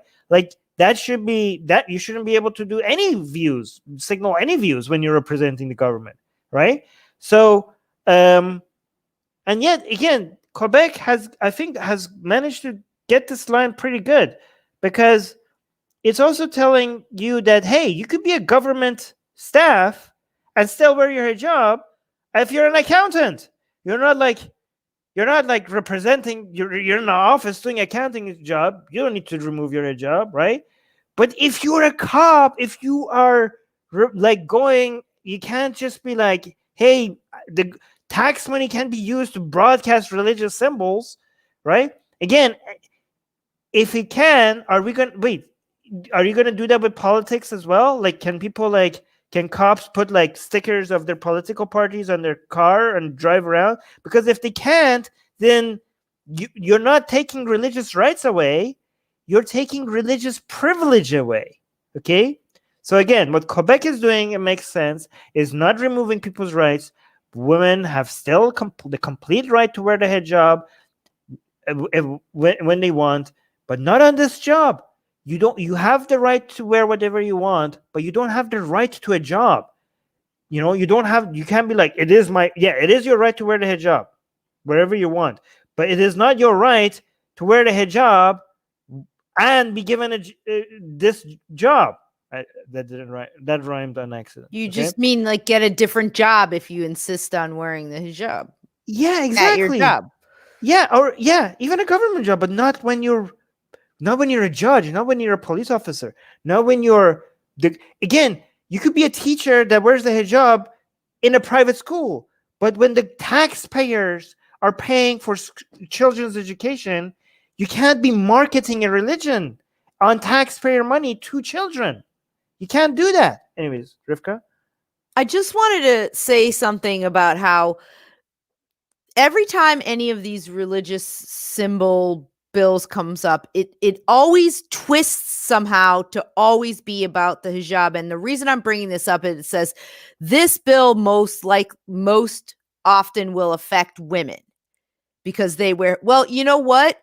It's going to affect every single Sikh guy who works in a face of the government job. So it's not necessarily going to mostly affect women, because in the Sikh religion, only the men are wearing the outward religious symbol of you know what I mean? Or every Jewish man wears the kippah or the yarmulke. If you're religious Jewish, I should say. So I think that, yes, it affects Muslim women in the hijab, but it affects every religious person who chooses to wear one of the outwardly displaying symbols of their religiosity. And the only reason I bring that up is because so often everybody wants to make it about Islam and the hijab, and it's all religions. The cross, the kippah, the hijab, I don't know, a turban, all these different things that may show your religiosity. So I just wanted to make that comment that it's not necessarily going to only affect women. It's going to affect outwardly religious signs. That's very true, because almost the entirety of the debate around this bill has been regarding the hijab. Like, other faiths seem to pale in comparison. And to be fair, I don't remember the origins of this bill and how much it actually was started because of hijab. Maybe. Which is what we're seeing in France more, where it's pretty Yeah. Yeah. I mean, they are specifically talking about the cover on young children, or girls under 18 or whatever. Oh, actually, I meant, was it Sweden or Switzerland that put that ban on the niqab, and then they also tried to make it seem like it was like masks and dark sunglasses for Antifa? Like they tried, but then like you look at their propaganda and it was so obvious. It's like actually just about niqab when like less than 40 women like wear niqab in the country. Like there's this instead of talking about the display of religion and why that is either could be a security problem, or it could be if you are the outward face of the government, you have to be neutral. So many people want to twist this into talking about the cover all the time. And yes, that's an issue. And yes, it can be a problem, particularly if you're forced to wear it or suffer punishment for taking it off. But there's more than that, just that religion that demands that people wear certain things. And so I just wanted to bring that up. That's all. All right. Very good point. I do have to point out that as much as I think this laws like this make sense, maybe unless I'm missing a point, I'm willing to change my opinion on this. Even though I support this, I am aware that some people are using laws like this specifically to target Muslim women. And they try to hide under the cover. I'm not saying they're doing this. I don't know. Maybe they are, maybe they aren't. But they say like, oh, it's all religious symbols, right? But their actual intention is to signal to people who are anti-Muslim.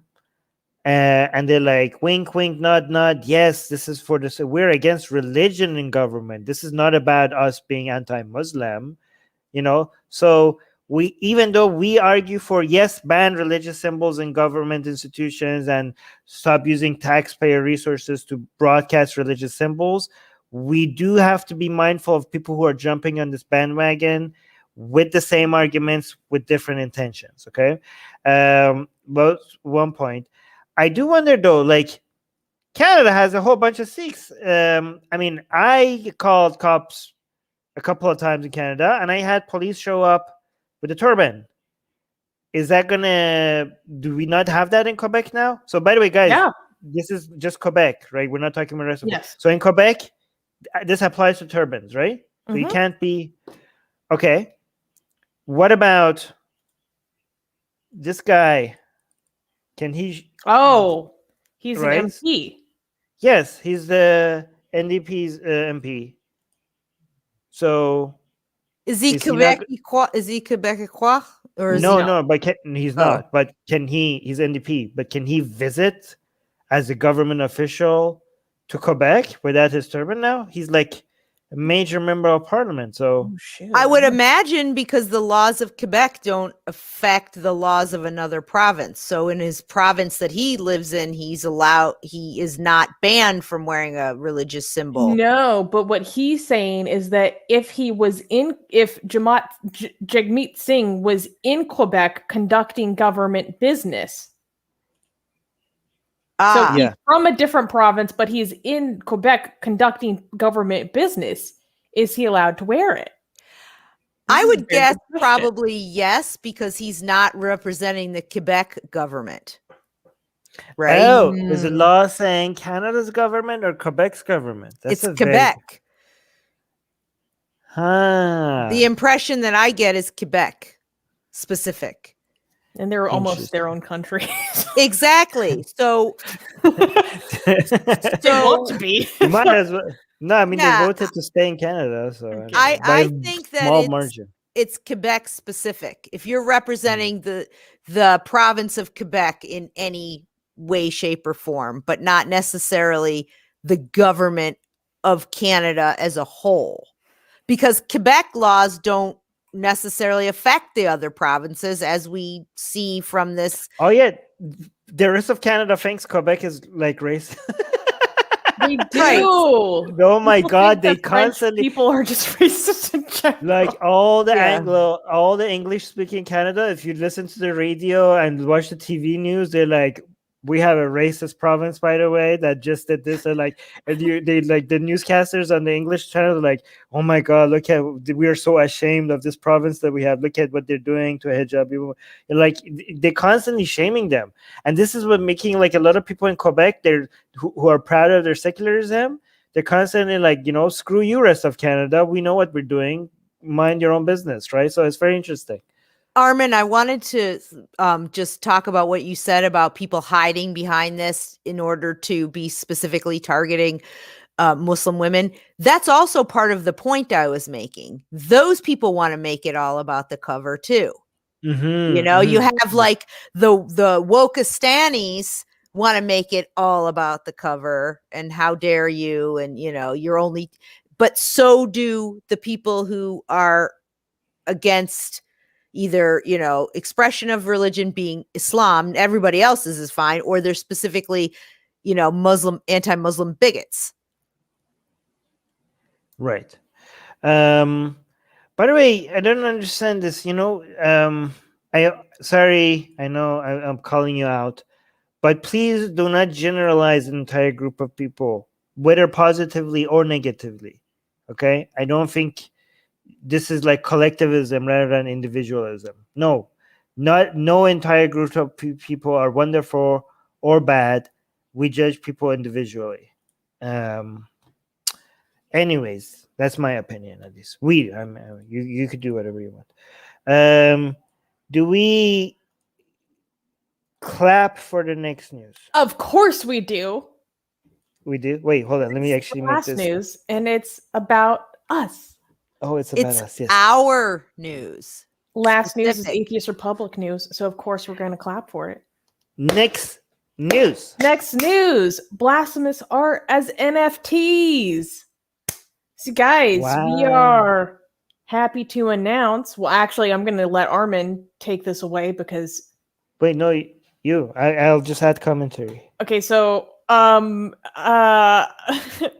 there's something called an NFT. Which thank you, because I just learned what NFT even stood for like 2 weeks ago. Non-fungible token, and it is cryptocurrency. Okay, Armin, explain.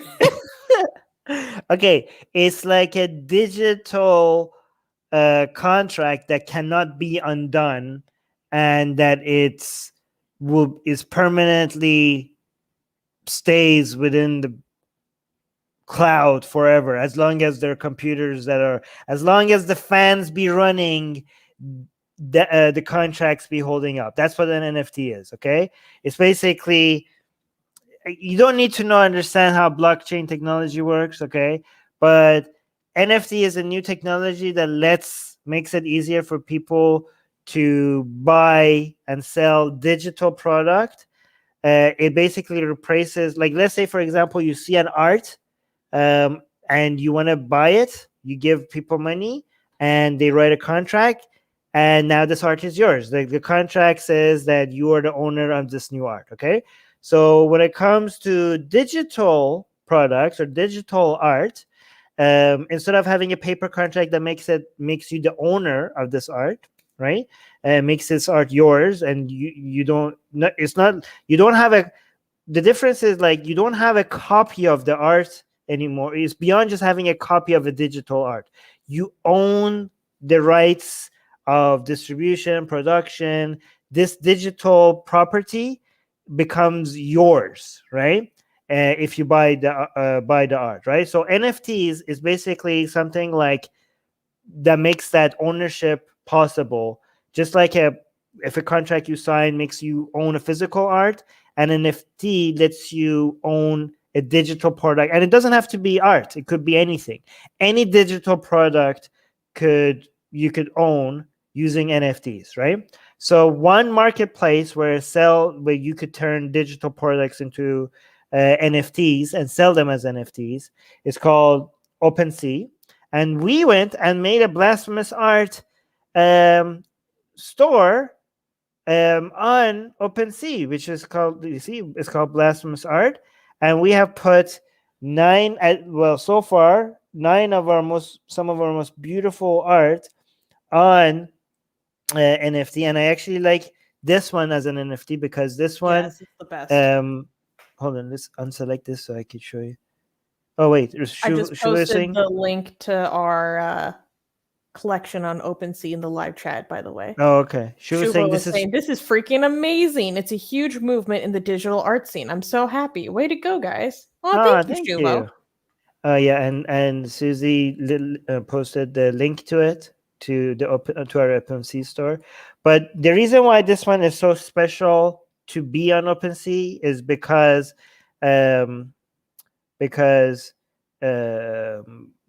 NFTs run on the Ethereum blockchain, right? And Lakshmi is the god of wealth in Hinduism. So because she's the god of wealth, we thought she would be a good representative of showing this cryptocurrency, because this is the future of wealth might be in blockchain. So Lakshmi, being the goddess of wealth, would be a good person to represent this Ethereum currency that she's holding right now. This is the symbol of Ethereum, and Ethereum is again the blockchain where this whole the NFTs are built upon, right? So it was very fitting for us to include that in the blasphemous art. But hey, look at some of these. We have Lakshmi here again. Lakshmi with Draupadi. like, how do you Draupadi here? That's a beautiful one. And then we have, this is our most recent one. This one is so good. This is glorious. We just put out the final version last night, right? Yeah.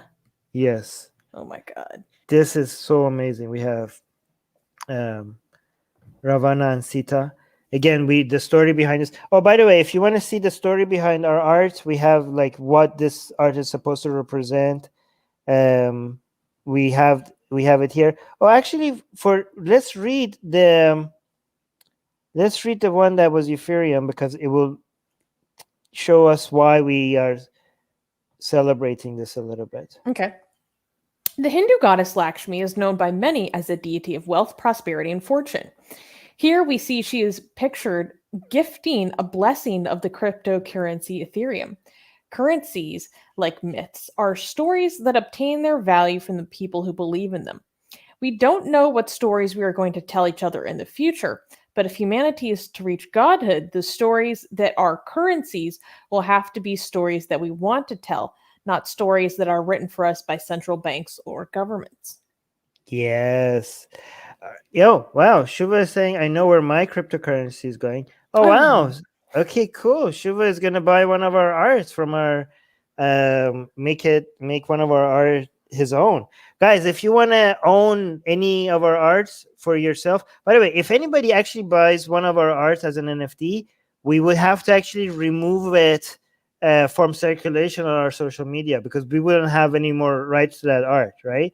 But if anybody wants to buy any of our art as NFTs, go check out is it link in the description? I just put it in the chat, and I'm gonna put it in the description as soon as After this is over. I don't think I can do it live. If you want to own any of our NFTs, you could go make it your own in the description. Rivka? So I have a question. Let me understand this. So there's this thing called blockchain, which is like a digital ledger or something out there in the universe. And when you buy an NFT, it becomes non-interchangeable. So once you own it, you can't sell it to anyone else, or no, you can still sell it. No, the thing that is not interchangeable, the thing that is non-fungible is the art, right? So think about like a fungible thing is like cash. Like if I have $1 and you have $1, if you give me that $1 and I give you my $1 bill, it's like nothing. Like they're completely replaceable, right? Like, or if I have a $5 bill or 5 $1 bills, they're completely exchangeable. That makes them fungible. They can replace each other. Right, and even cash is not that fungible because they have serial numbers on it, right? Something that is extremely fungible is like gold, because the element of gold is completely replaceable. Like a gold is replaceable with other gold. Those are called fungible products, right? A non-fungible product is like the Mona Lisa, right? Or like a piece of art. Like there's Right. one of it. Yeah. It's unique, right? So you can't replace it. So when this art became an NFT, not when it's sold. The moment I minted the art and I turned it into an NFT, there's a process called minting, right? And you mint this and it turns into an NFT. At that moment, it's a non-fungible, digital. Okay. All right. Yeah. But no, I can sell it to you and then you could go sell it. Actually, that's what most people do right now on the NFT market. Most people who are buying and selling art on the NFT market, it's not their own art. They go and see, like, for example, let's see somebody comes and says like, oh my God, this is selling for so cheap. This is only like a quarter of a euphorium, right? They're like, nobody has discovered what amazing art Atheist Republic is making. I'm going to go buy this before people discover it. And I can sell this for like 5, ether, like, I don't know what's the one unit called, ethers, or I could buy it and sell it for 10 times more when people discover how amazing this is, right? So actually, most people who are buying it, they're not even buying it to keep it. Most people who are buying it, they're trying to find art that they think is very unique, that they could actually go and sell it for more at some point. So a lot of people are actually making a lot of money from making this discoveries in the NFT market and buying it and selling it for more. So it's pretty cool. Anyways, we wanted to play along, see what will happen. We're not saying that anything will happen, but it would be amazing. Yeah. Yeah. So if you guys are watching this live when this ends, I'm gonna update the description and the link will be at the bottom if you didn't catch it in the live chat. Cool.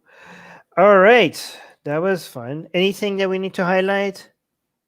Oh yeah, this becomes a token on the blockchain. Think of it as a title on a car. Yes, exactly. Right. Basically, we are selling the title. Perfect explanation, Chris. Armin has turned my life into blockchain, and I'm like, hey. Guys, here's the thing. My view is that I don't know which cryptocurrencies are going to become successful and which one of them not. I have no idea. But the whole blockchain technology as a whole, it's hard to imagine that that's not the future. Okay. Like, maybe, I'm not saying it's which ones. Okay. But the whole idea behind blockchain, it's going to take over at some point, in my opinion. I might be completely wrong. Okay. Anyways, as long as we have electricity. Yes, as long as we have electricity. I mean, if we don't have electricity, we have bigger problems than exactly. But I'm saying then it's not a unit that you can buy and sell because nobody cares. Yeah, I mean, it's a zombie. The clams or the bread or the Right. Yes, exactly. If Kali, the demon Kali, comes and it's the end of times, or if the Dajjal shows up and life as we know it is different, then at that point, none of the blockchains. Mashiach. Oh yes, okay, yes. Murtad is agreeing. So start selling souls as NFT. I actually have an idea about recognizing Atheist Republic recognizing marriages as NFT, because people sometimes appeal to a church or to a mosque or to a Jewish authority or whatever to officially recognize a marriage. I was thinking, like, what if Atheist Republic uses NFTs as a way to officially recognize to permanently mark your marriages as an NFT. So that's one idea I had. Let me know if you think that's a good idea. Comment. All right, guys, this was fun. Talk to you guys later. And subscribe to our newsletter. Get all of the art that we showed you. You could get a copy of it for free if you subscribe to our newsletter. Again, the difference is you don't own the digital rights to that art. It wouldn't become your art, but you just own a copy of it. But you get that. You don't even have to know what NFTs are. You don't have to pay for that. That copy of it for free is available if you subscribe to our newsletter. Link in the description. It's Hikmah, it's kosher, and it's Dharma.